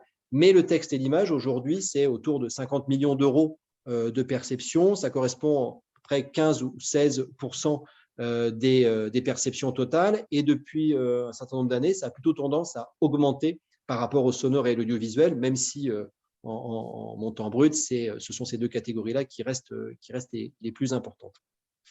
Donc ça, c'est la répartition pour l'ensemble des 4 répertoires. La répartition, ensuite, elle se fait entre les auteurs et les éditeurs. Là aussi, pour ce qui est de nos catégories, elle est fixée par la loi. Donc, c'est 50% pour les auteurs du livre, 50% pour les éditeurs du livre. C'est une clé de partage qui a là aussi été fixée par la loi. Ce n'est pas la SOFIA ou les OGC qui ont décidé. C'est comme ça ensuite que se fait le partage des sommes. Sachant qu'elle est ensuite donc répartie chaque année entre les auteurs et les éditeurs adhérents de la SOFIA, pour ce qui concerne la SOFIA, pour ce qui concerne le texte et pour ce qui concerne l'image. Un point important à savoir, c'est que contrairement au droit de prêt, où le fait de ne pas être adhérent à la SOFIA, voire même à un autre OGC, permettait quand même de percevoir les sommes du droit de prêt via l'éditeur, ce n'est pas le cas pour la copie privée numérique. Si un auteur n'est pas adhérent d'un organisme de gestion collective, que ce soit la DAGP, la SCAM, la SOFIA ou un autre, il ne perçoit pas ce qui lui est dû au titre de la copie privée numérique. Donc, c'est extrêmement important pour les auteurs, les autrices, traducteurs et traductrices d'être adhérents d'un organisme de gestion collective, parce que sinon, ces sommes-là, ce n'est pas que l'éditeur ne fait pas bien son travail, hein, c'est qu'il ne perçoit pas la part auteur qui vous est due, et donc elle est divisée uniquement au sein des adhérents de chacun des organismes de gestion collective. Pourquoi, à la différence du droit de prêt, on fait comme ça? Parce que ce sont des sommes qui ne sont pas documentées. On sait si c'est plutôt le texte ou plutôt la musique qui est copiée. On sait au sein du texte si ce sont plutôt la bande dessinée ou plutôt les romans ou plutôt les dictionnaires qui sont copiés, mais on ne sait pas exactement quels sont les titres qui font l'objet d'une copie. Donc, il n'y a pas de répartition possible en fonction des auteurs et des éditeurs de ces titres, puisqu'on ne les connaît pas. Donc, ces sommes non documentées, elles ne peuvent être réparties qu'au profit des auteurs ou des éditeurs adhérents de chacun des organismes de gestion collective. Au sein de la SOFIA, alors, il n'y a pas de bonne ou de mauvais dispositifs de calcul de rémunération, mais c'est vrai que les OGC peuvent avoir chacun des modes de calcul un peu différents. Au sein de la SOFIA, c'est une répartition, que ce soit pour les auteurs ou pour les éditeurs, qui est faite au prorata du nombre de titres publiés et au regard des secteurs éditoriaux qui sont concernés. Je ne rentre pas trop dans le détail, mais il y a une part forfaitaire qui est allouée à chacun des auteurs et qui dépend en fait de la catégorie principale dans laquelle vous avez publié le plus de titres. Si vous avez plutôt publié des titres en jeunesse, ben, votre catégorie principale et votre part forfaitaire sera celle qui correspond à la jeunesse. Si c'est en littérature générale, ce sera celle qui correspond à la littérature générale. Donc ça, c'est une part forfaitaire qui ne varie pas selon le nombre de titres que vous avez publiés, mais qui varie selon la catégorie éditoriale dans laquelle vous avez publié le nombre de titres. C'est un peu comme dans le cas du droit de prêt, on n'a pas voulu privilégier les auteurs de best-sellers ou les auteurs qui publiaient le plus, que vous soyez un jeune auteur, un auteur qui a déjà une carrière plus importante, peu importe, c'est une part forfaitaire qui est la même pour tous les auteurs. Et à cette part forfaitaire est ajoutée une part variable pour tenir compte quand même de l'importance de la création éditoriale de chacun et qui, elle, est fonction de l'ensemble des titres qui sont publiés. Alors là, on regarde bien tous les titres qui sont publiés avec un taux qui peut différer selon la catégorie éditoriale à laquelle appartient ce titre ou appartiennent ces titres. Donc, une part forfaitaire, c'est votre catégorie principale, et une part variable au prorata de l'ensemble des titres qui, elle, donc, tient compte du fait qu'un auteur a plus ou moins publié de titres et qui dépend des catégories.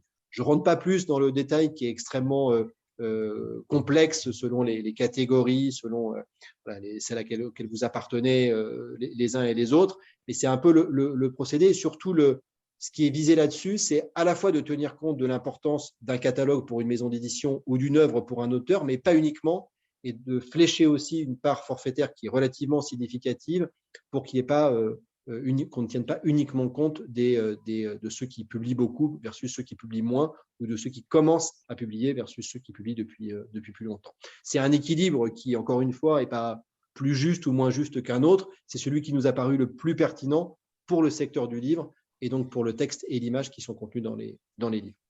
Si vous êtes passionné, vous avez tout le mode d'emploi qui sera joint au reversement ce mois-ci, en 2e ou 3e page. Je ne vois pas comment on ne peut pas être passionné par ce sujet. Non, mais c'est un sujet dans lequel je comprends que ce soit complexe et à la limite, on peut s'en fiche et puis percevoir les sommes.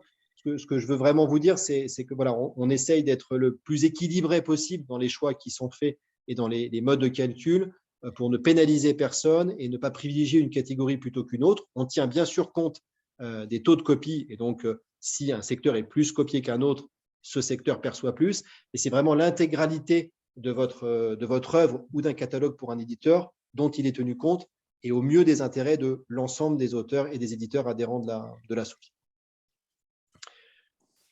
Pour finir, donc 25% du montant perçu par la SOFIA, titre de la copie privée numérique, qu'il s'agisse du texte ou de l'image, est affecté donc au soutien à des actions de création, de diffusion, de formation. Ça, c'est la loi qui a imposé que 25% des perceptions de tous les organismes de gestion collective soient affectés à ce soutien à l'action, ce qu'on appelle l'action culturelle, qu'on appelle aussi parfois le quart copie privée, puisque du fait de ce calcul sur la base de 25%. quelques chiffres sur la répartition de la copie privée. Donc, ce sont des chiffres aussi 2021. Donc, la SOFIA a réparti en 2021, perçu, 21,6 millions d'euros au titre de la copie privée. Ce sont des chiffres qui sont plutôt en augmentation depuis un certain nombre d'années pour le texte et pour l'image et aussi pour le répertoire de la SOFIA. Alors, plus on a d'adhérents au sein de la SOFIA, plus on peut réclamer auprès de Copie France des sommes importantes qui sont ensuite redistribuées à nos auteurs et éditeurs adhérents. Donc, ça vient aussi du fait qu'on a de plus en plus d'adhérents à la SOFIA et que le texte et l'image sont de plus en plus copiés, en tout cas par rapport au sonore et à l'audiovisuel. Le texte correspond à peu près à 12,5 millions d'euros et l'image à 9,1 millions d'euros, sachant que d'autres organismes de gestion collective, la SCAM par exemple et l'ADAGP, perçoivent aussi une partie, en fonction de leur répertoire d'auteurs, de la copie privée numérique pour le texte et l'image. La plus grande partie du texte, c'est la SOFIA qui l'aperçoit. La plus grande partie de l'image, c'est plutôt l'ADAGP, dont c'est la spécificité des arts visuels, qui l'aperçoit. Ça veut dire en dotation action culturelle, avec les 25%, une affectation de 5,4 millions d'euros à l'ensemble de nos actions culturelles, ce qui en fait aujourd'hui une disponibilité financière presque plus importante que le Centre national du livre pour soutenir les festivals et les manifestations littéraires en France. Je ne sais plus si j'ai ensuite des chiffres sur l'action culturelle, donc j'y reviendrai. Des frais de gestion qui sont inférieurs aux droits de prêt, puisqu'il y a une partie du travail qui est déjà fait par Copie France, donc on est plutôt à hauteur de 8% et même un peu moins cette année.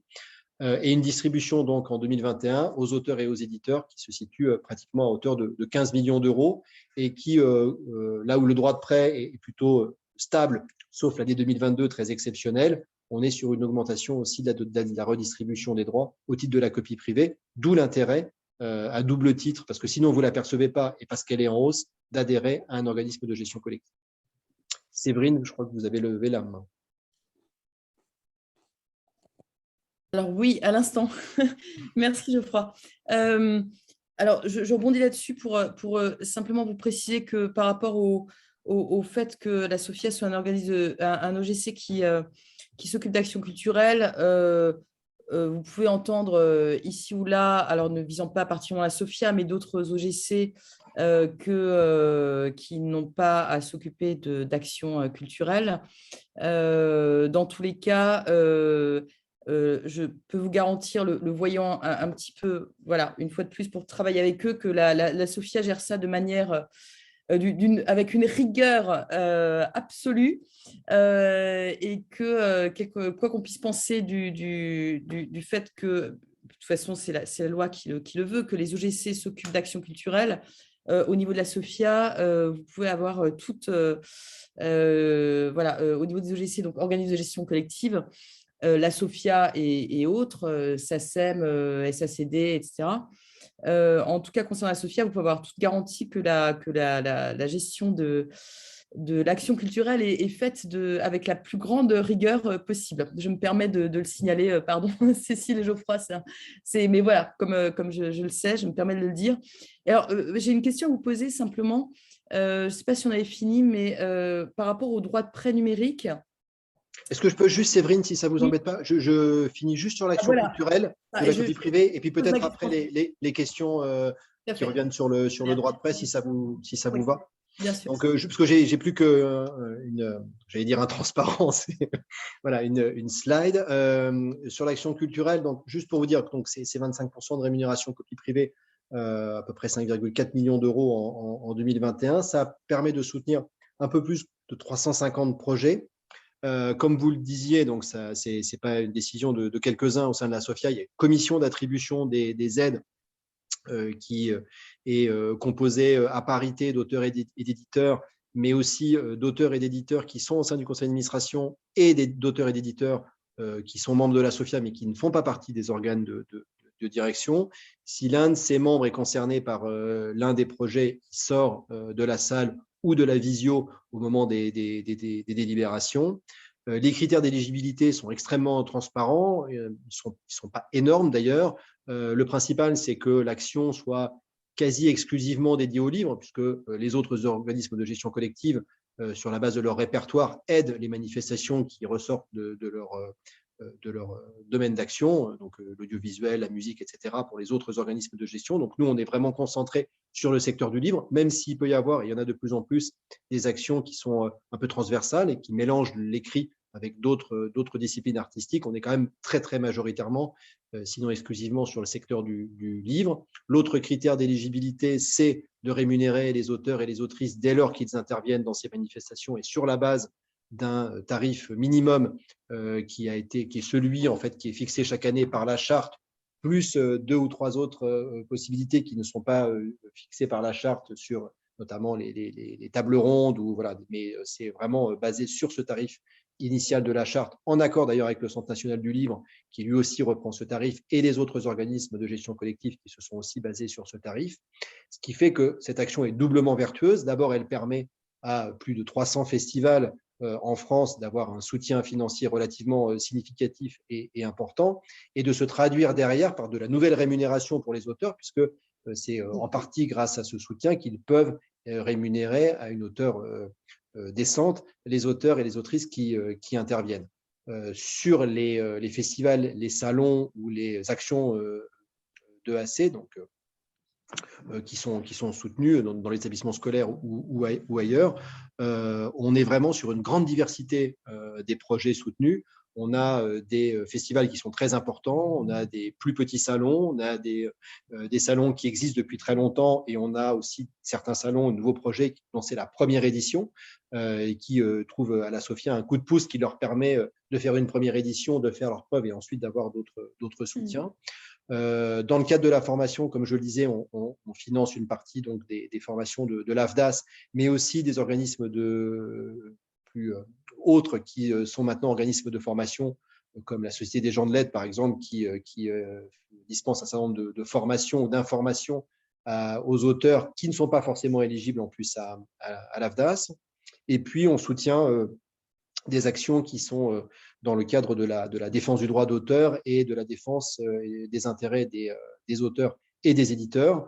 Et c'est à ce titre notamment qu'on soutient, comme c'était rappelé tout à l'heure, les actions de l'ATLF, qu'on peut soutenir les actions de la Charte des auteurs jeunesse, de la SGDL, du SNAC BD, de la Ligue des auteurs professionnels. Donc on est très œcuménique, on soutient l'ensemble des organisations, y compris certaines qui ne souhaiteraient pas que ce soit les OGC qui gèrent cette action culturelle, mais il n'y a aucune contrepartie à notre soutien. Chacun est libre de dire absolument ce qu'il souhaite et ce qu'il veut sur l'ensemble de ces sujets. C'est de l'argent qui appartient au départ aux auteurs et aux éditeurs. La loi nous demande de les utiliser dans ce cadre-là, donc on les utilise le mieux possible, avec le plus grand sérieux et la plus grande rigueur possible.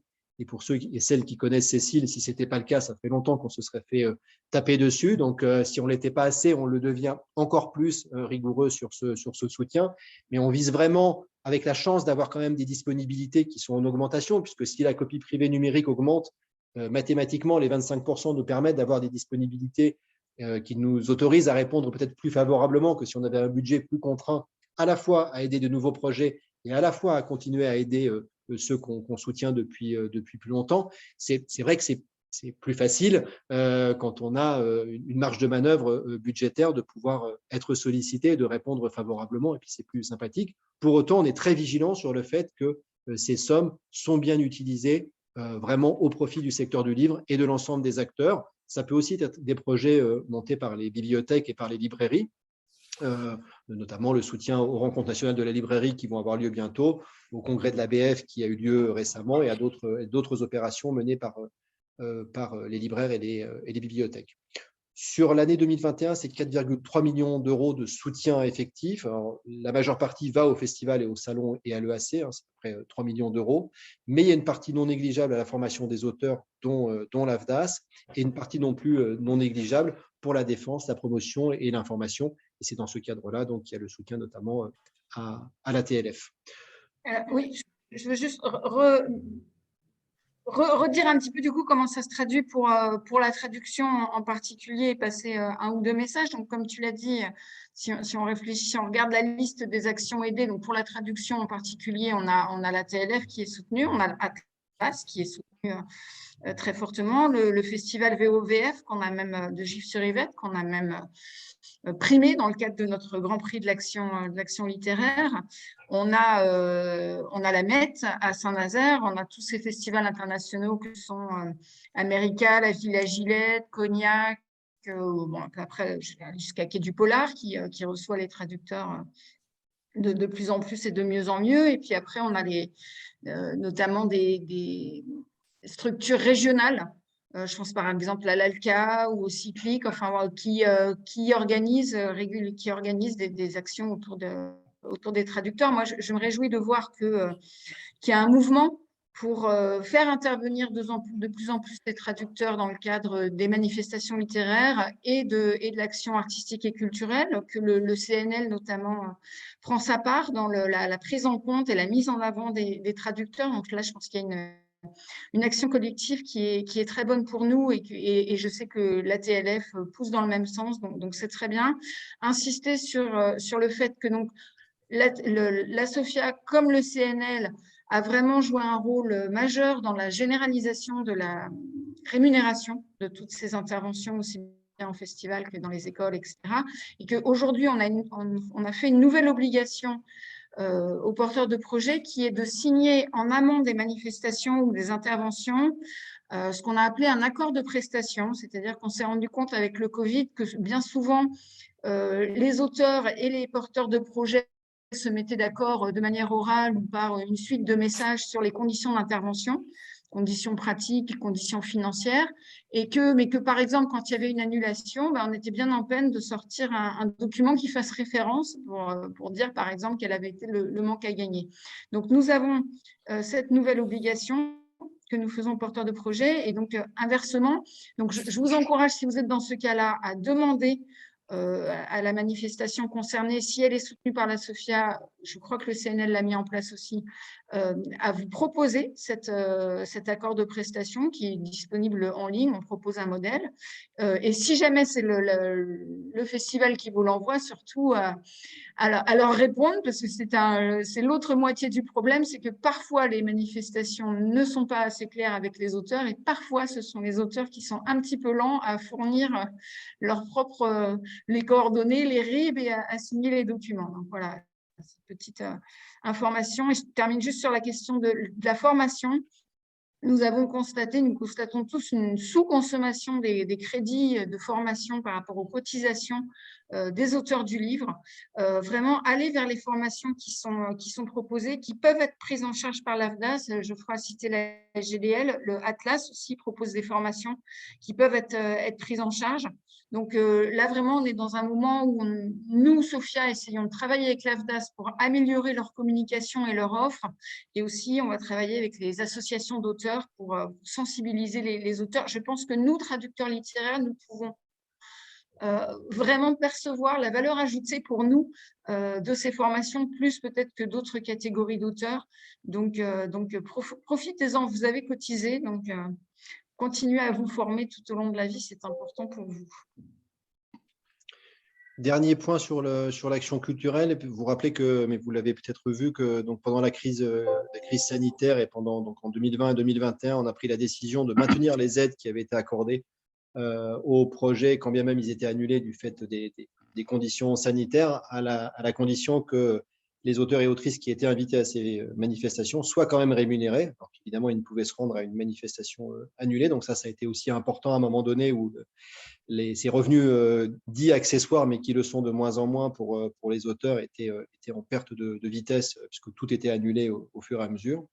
Et puis le deuxième point, c'est que ça nous a permis, puisque l'action culturelle qui est très réglementée, hein, les usages qu'on peut faire de l'action culturelle sont très réglementés par les décrets, a été ouvert la possibilité de financer, dans le cadre de la crise sanitaire, des aides aux auteurs et aux autrices, ce qui nous a permis notamment de participer au financement du fonds de soutien qui a été mis en place par le CNL et mis en œuvre par la SGDL pour les auteurs et les autrices, fonds de soutien subsidiaire au fonds national, et un fonds de soutien aussi, même si ça vous concerne moins, aux petites maisons d'édition en difficulté qui avait été mis en place par le Centre national du livre. Donc c'est vrai que à tout point de vue, d'abord la copie privée numérique est tout à fait efficace et légitime parce que c'est une contrepartie à la possibilité de copier vos œuvres.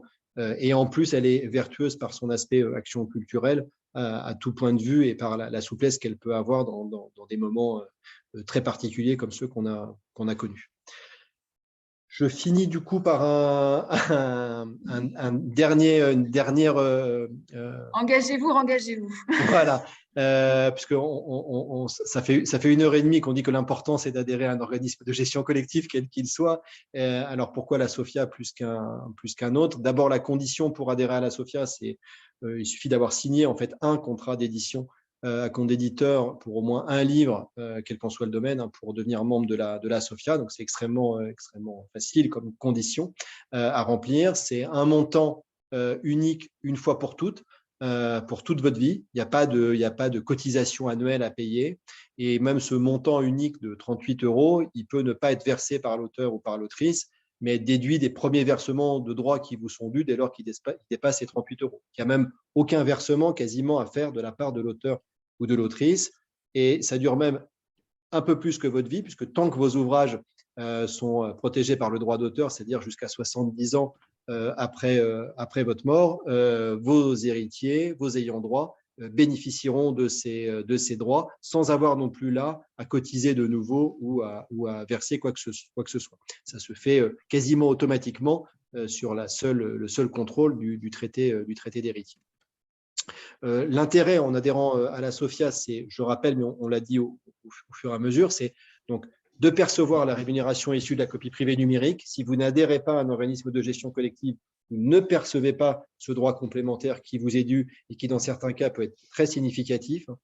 Vous percevrez directement le droit de prêt pour tous les livres qui sont achetés par les bibliothèques, plus rapidement, plus efficacement et en me bouchant une oreille plus sûrement, peut-être dans certains cas, et notamment dans le cas où une maison d'édition fait faillite, par exemple, et ne nous facture pas et les sommes ne lui sont jamais versées et vous ne les retrouvez jamais. Donc, il n'y a même pas c'est même pas le fait que l'éditeur ne fasse pas son travail, c'est qu'il a disparu et donc c'est des sommes que vous ne retrouvez pas. Et puis directement le droit de reprographie, comme l'a précisé Cécile tout à l'heure, sauf si vous ne le souhaitez pas et préférez continuer à le percevoir via vos maisons d'édition, tout le droit de reprographie documenté et les sommes non documentées du CFC. Donc, oui, ça a un intérêt et ça vaut, je crois, vraiment la peine, encore une fois, d'adhérer à un organisme de gestion collective et ça nous ferait extrêmement plaisir que ce soit en particulier à la SOFIA.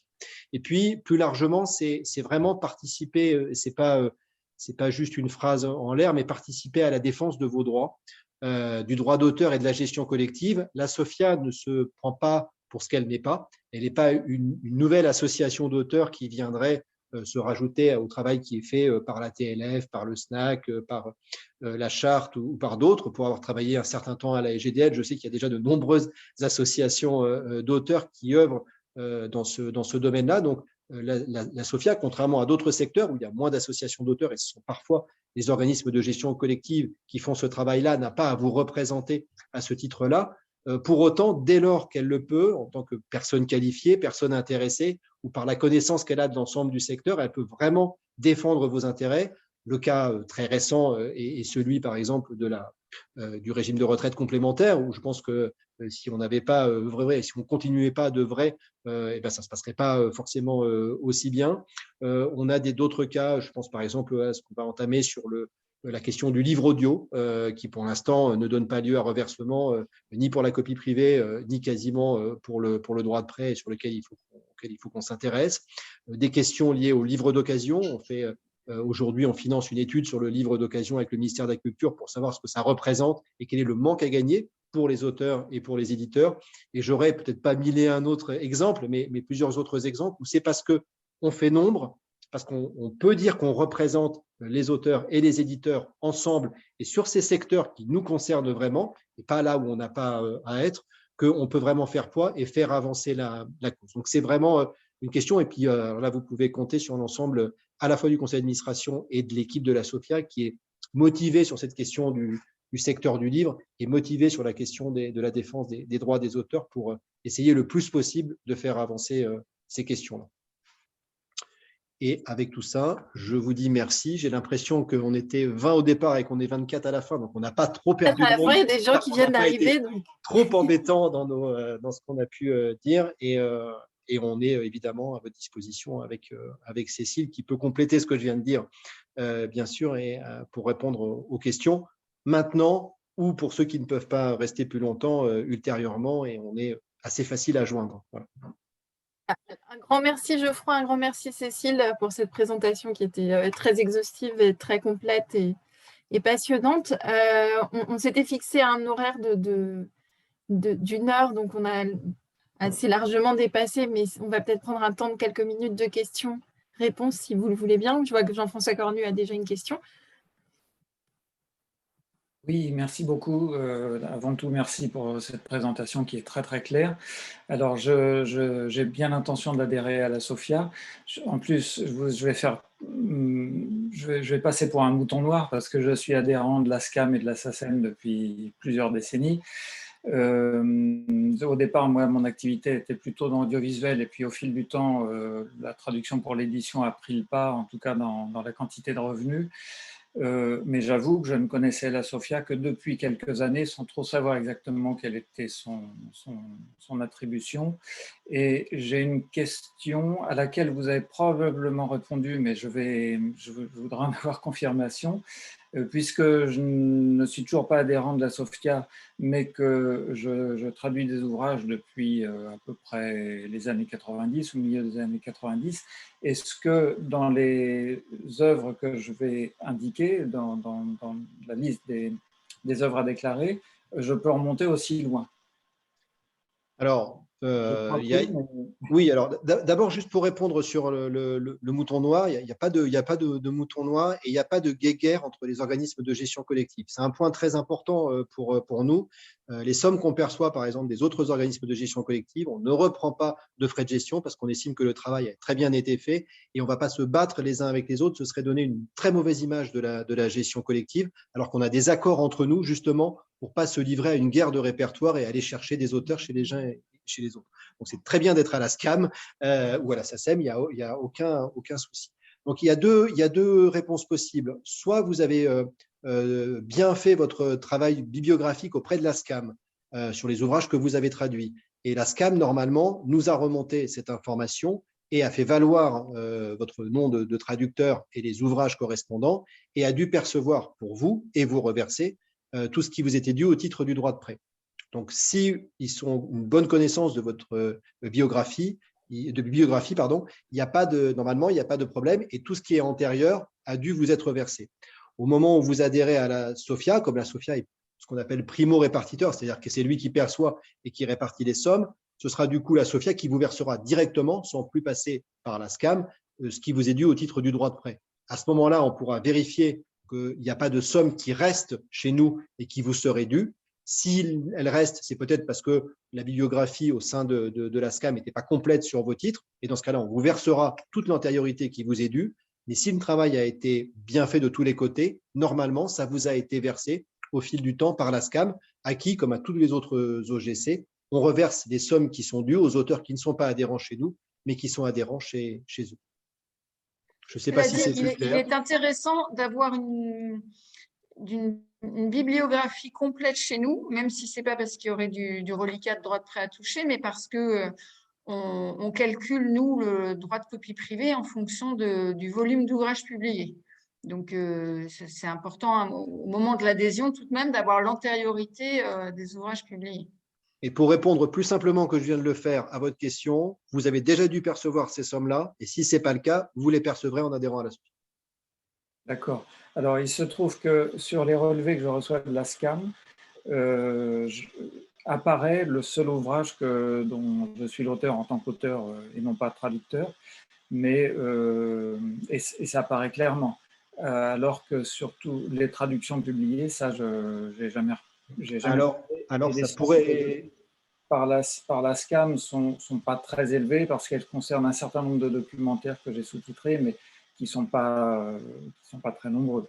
Alors, ça pourrait vouloir dire qu'ils n'ont peut-être pas une bibliographie à jour. Et donc, du coup, si c'est le cas, et si les droits ne vous ont pas été versés ni par la SCAM, ni par votre éditeur, parce que s'ils nous ont pas été réclamés par la SCAM, normalement, ils auraient dû transiter par vos éditeurs. Si c'est ni l'un ni l'autre, alors ils sont chez nous, ils vous attendent et vous venez quand vous voulez. Bon, ben, j'arrive. OK. Merci beaucoup. Il n'y a pas de délai de prescription, hein. Je n'ai peut-être pas été clair sur ce point. Il y a un délai de prescription dans la loi, mais on a décidé que l'auteur ne pouvant pas être au courant de sommes pour lesquelles il n'a pas été informé, ce délai, on ne peut pas le faire courir. Et donc, c'est tant qu'on a les sommes, on vous les verse. Et on a les sommes puisqu'on a un montant d'irrépartissable qui nous permettra, même si vous avez été énormément acheté en bibliothèque, qui nous permettra de vous verser les sommes. Alors, je relais une question qui était dans le chat, qui est toujours relative qui est relative aux co-traductions. Faut-il s'attendre à aucun versement direct de la SOFIA si la bibliographie est composée de co-traductions, 2 ou 3 traducteurs, ce qui est de plus en plus courant? Alors, c'est peut-être plus complexe que ça. Ça dépend s'ils sont… S'ils sont tous adhérents de la SOFIA ou, ce qui peut-être est plus rare, mais qui peut arriver, tous adhérents d'un autre même organisme de gestion collective, dans ces cas-là, les sommes sont versées. En revanche, s'il y en a un des 2 ou des 3 qui n'est pas adhérent de la SOFIA, on n'a pas les informations sur les clés de répartition.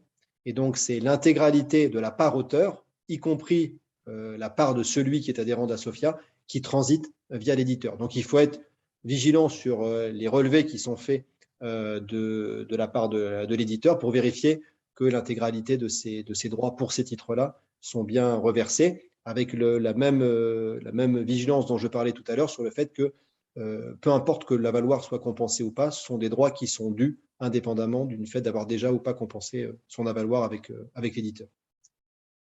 Mais pardon, je complète. Deux choses. D'abord, cette question-là, vraiment, on veut y travailler dans l'année qui vient pour que ce soit réglé. Mais de toute façon, c'est vraiment un service à rendre à vos co-traducteurs de les inciter à venir s'inscrire. Ça ne coûte rien, ça leur rapportera. Une autre question sur les délais pour adhérer à la SOFIA. Combien de temps ça prend? Alors, on avait un temps qui pouvait… Alors, ça dépend du succès relatif du nombre d'adhésions, mais on a à peu près une centaine d'adhésions à chaque conseil d'administration. Une fois que vous avez envoyé les éléments, c'est instruit maintenant par nos services et on a renforcé un peu nos services pour que l'instruction soit la plus rapide possible. C'est ratifié par le conseil d'administration, mais de mémoire, je crois qu'il n'y a jamais eu un avis défavorable du conseil d'administration sur une demande d'auteur. Donc, ça va très vite et de toute façon, ensuite, les droits, peu importe, je dirais, le délai, ensuite, les droits seront reversés puisque ce sont des droits documentés qui sont dus au titre du droit de prêt. Donc, en général, ça va relativement vite. Voilà, un mois, je pense, 1 mois et demi, 2 mois, normalement, voilà, on ne devrait plus, maintenant qu'on s'est renforcé un tout petit peu, on est passé de 12 à 14 salariés, on ne devrait plus trop tarder pour valider les demandes d'adhésion. On a aussi une question. Je rattrape des années d'IRSEC sur lesquelles je n'avais pas acquis assez de points. Sur les années passées, la SOFIA peut-elle encore m'aider à hauteur de 50%? Alors, je n'ai pas entendu tout à fait le début. Oui, je rattrape des années d'IRSEC sur lesquelles je n'avais pas acquis assez de points. Sur les années passées, la SOFIA peut-elle encore m'aider à hauteur de 50%?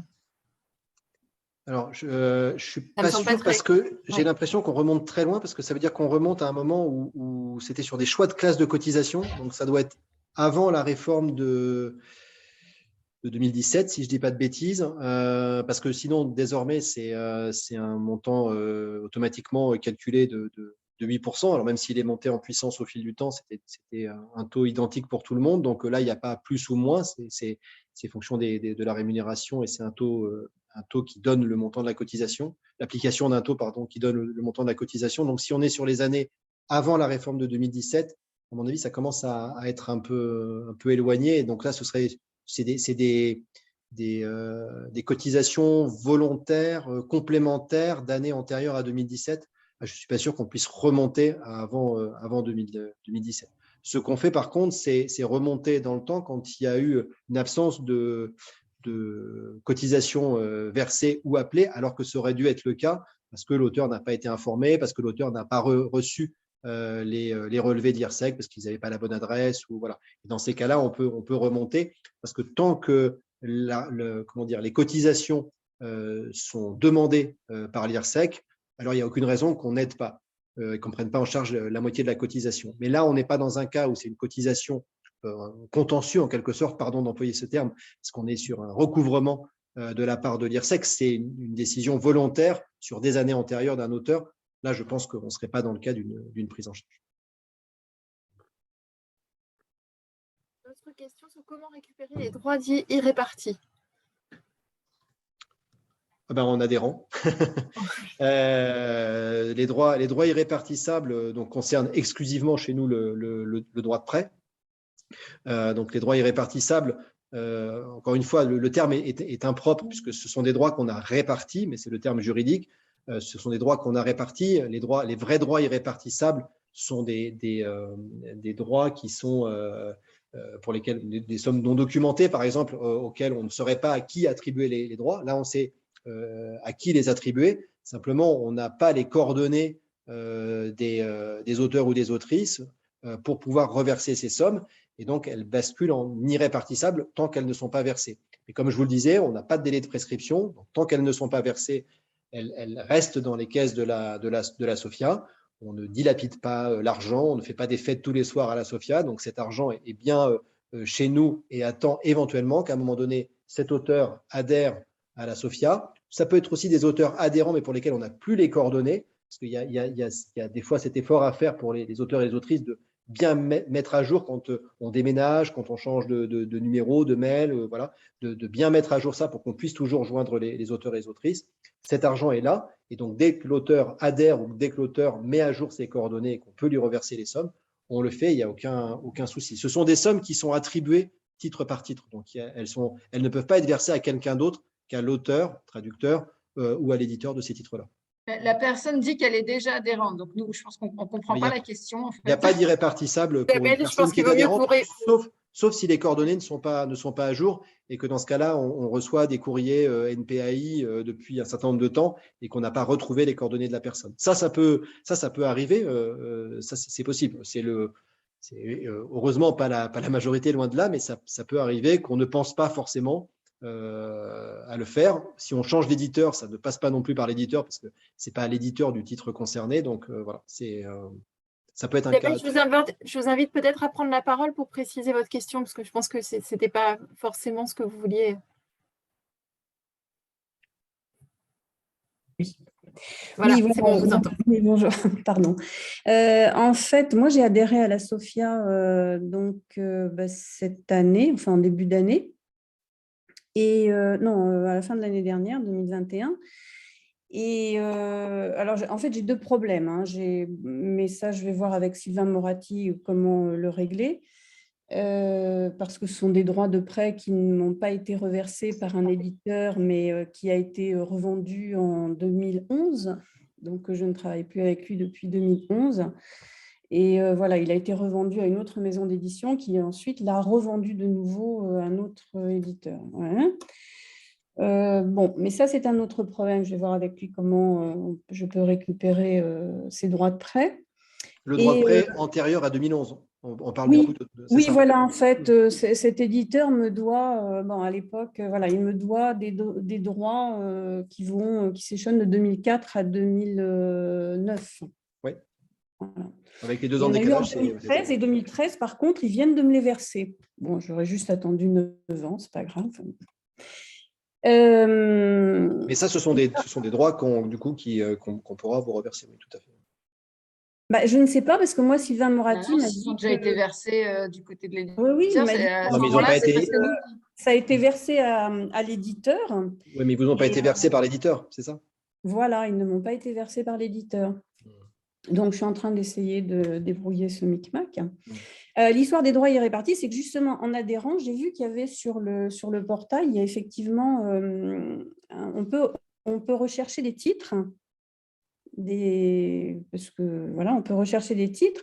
Et en cherchant un de mes titres, donc c'est assez ancien, j'ai vu qu'il y avait, il était dit droits irrépartis et contactez-nous.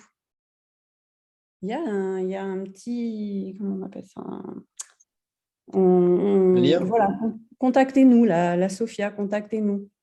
Donc, et j'ai contacté, j'ai envoyé un message et effectivement, je n'ai pas eu de réponse. C'est pour ça que je posais la question de cette histoire de droit irréparti. Alors, ça vient, en fait, je pense que là, du coup, il faut vous adresser directement pour enfin, pour cette question-là, la même personne, Sylvain Moratti, parce que je pense que c'est un problème de bibliographie qui n'est pas à jour, en fait. Et on ne doit pas voir votre nom associé à ce titre-là. Et donc, il faudrait que votre nom soit associé à ce titre-là, surtout en tant qu'adhérente. Vous n'avez pas à passer par ce moteur de recherche. Normalement, c'est automatique à partir du moment. Voilà. Donc, c'est la bibliographie qui, à mon avis, n'est pas à jour sur ce titre-là. Une fois que votre nom sera raccroché à ce titre, alors les droits qui sont versés à l'auteur, qui est en l'occurrence vous seront versés au titre de cet ouvrage pour les droits de prêt qui peuvent exister. Je pense qu'il n'y a pas les sommes sur le moteur de recherche parce qu'on n'a pas à donner les montants qui sont dus à telle ou telle personne. Je ne peux pas vous dire combien il s'agit, mais en tout cas, ça veut dire qu'il y a du droit de prêt probablement pour ce titre-là, mais qu'on n'a pas raccroché le nom de l'auteur parce qu'il n'était pas dans la bibliographie qu'on reçoit de la BNF, parce que ça n'a pas été bien rentré au nom du dépôt légal. Oui, ça c'est une question de bibliographie, d'où l'importance d'avoir une bibliographie bien à jour. Et de vérifier de temps en temps si c'est bien à jour, parce que vous comprenez bien, nous on ne regarde pas sur les 80 000 nouveautés qui sont publiées chaque année, couverture par couverture, quels sont les co-auteurs. Et donc on s'appuie sur la base de la BNF, essentiellement pour ce qui est des noms des auteurs et co-auteurs, et que s'il y a une erreur au moment du renseignement de la BNF, cette erreur, elle perdure dans nos bases de données, sauf qu'on peut les modifier, soit complétées par l'auteur, soit par nos soins si on a l'information. D'accord. OK, merci. Est-ce que je peux poser une question? Alors, pardonnez-moi, je me permets d'enchaîner d'enchaîner ce que vient de dire Geoffroy. Effectivement, d'expérience personnelle, et voilà, c'est une précision. Au niveau de votre biblio personnel sur le site de la SOFIA, de manière générale, c'est très bien fait et c'est complété. Voilà, les titres, les nouvelles éditions sont enregistrées sur votre compte. Mais en effet, une fois par an, aller jeter un œil sur le site de la SOFIA et vérifier qu'il y a bien tous les titres, qu'il n'y a pas eu d'erreur, etc. C'est bien de le faire.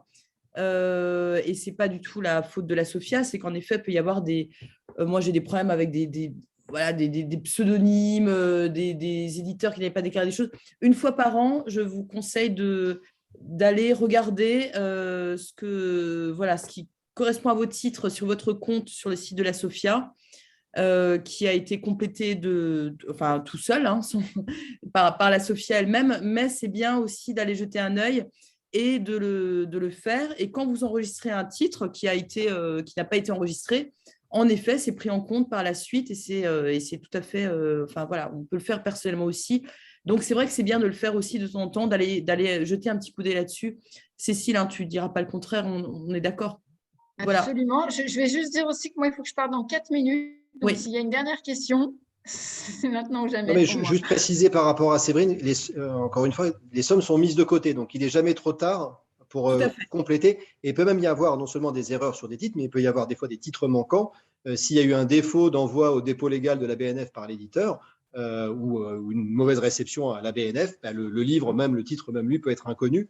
Dans ce cas-là, on n'a pas les informations sur les autres. Et quand on le fait soi-même, c'est rattrapé par la suite. Effectivement, je le confirme à titre personnel, ça m'est déjà arrivé. Ouais. J'ai empiété sur les 4 minutes de Cécile, désolé. Laurence Gravier. Bonjour, bonsoir à tous. Excusez-moi, je suis arrivée en retard, donc j'ai raté… Donc on recommence tout, c'est ça?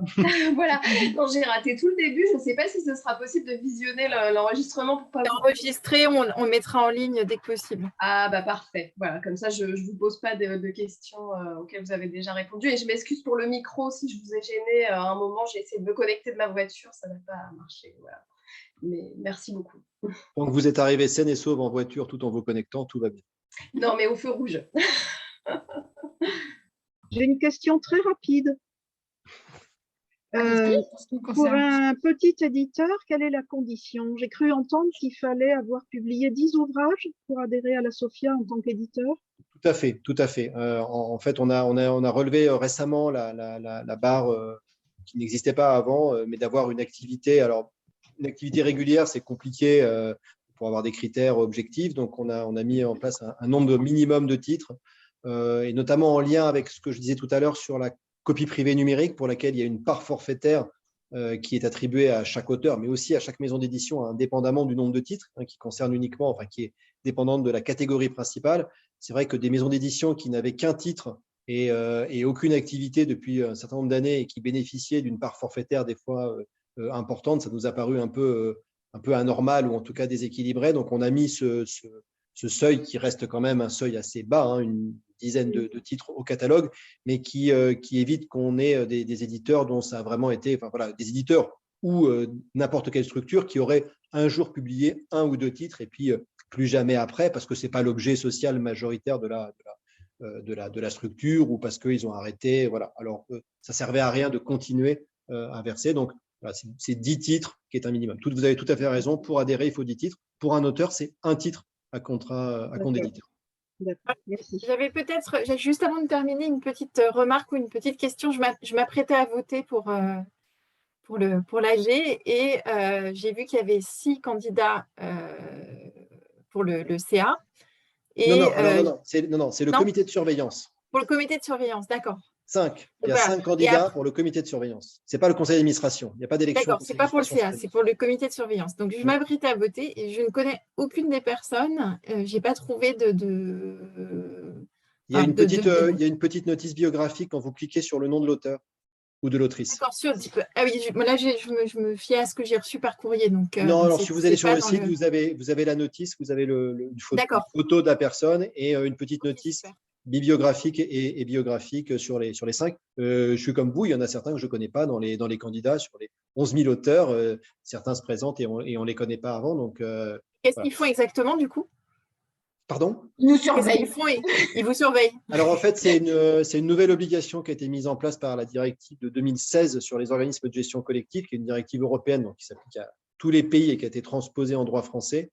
Jusqu'à présent, l'équipe salariée était surveillée par le conseil d'administration qui lui-même était surveillé par l'Assemblée générale. Et maintenant, on nous a rajouté un comité de surveillance qui surveille que les décisions prises par l'Assemblée générale sont bien mises en œuvre par le conseil d'administration, sachant que par ailleurs, on doit des comptes au ministère de la Culture et à la commission de contrôle de la Cour des comptes. Donc, on peut dire qu'on est effectivement relativement surveillé.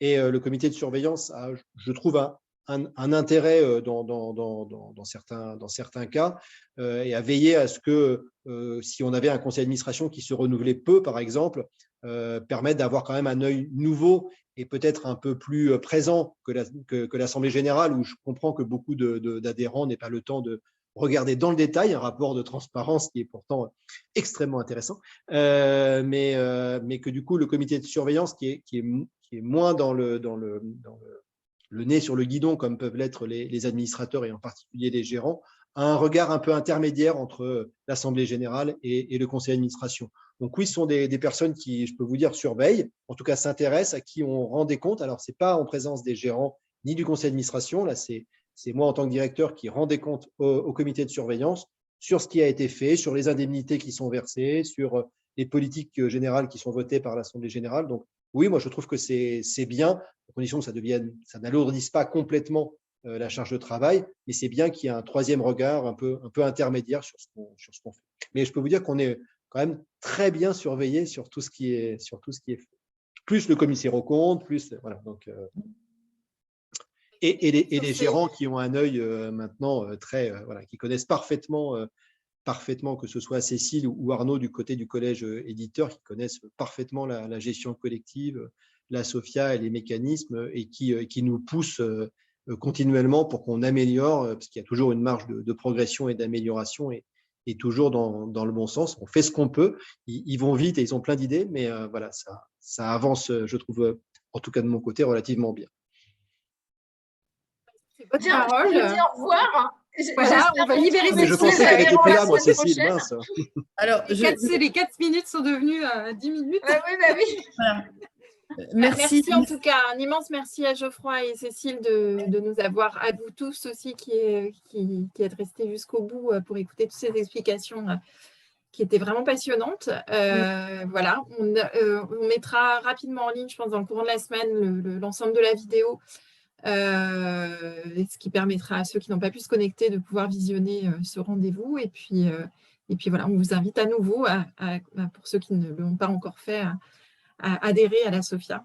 Et à nous poser les questions à froid qui vous viendraient. Voilà, on est facile, je pense, quand même à joindre, et vous avez toutes nos coordonnées et on vous répondra avec plaisir.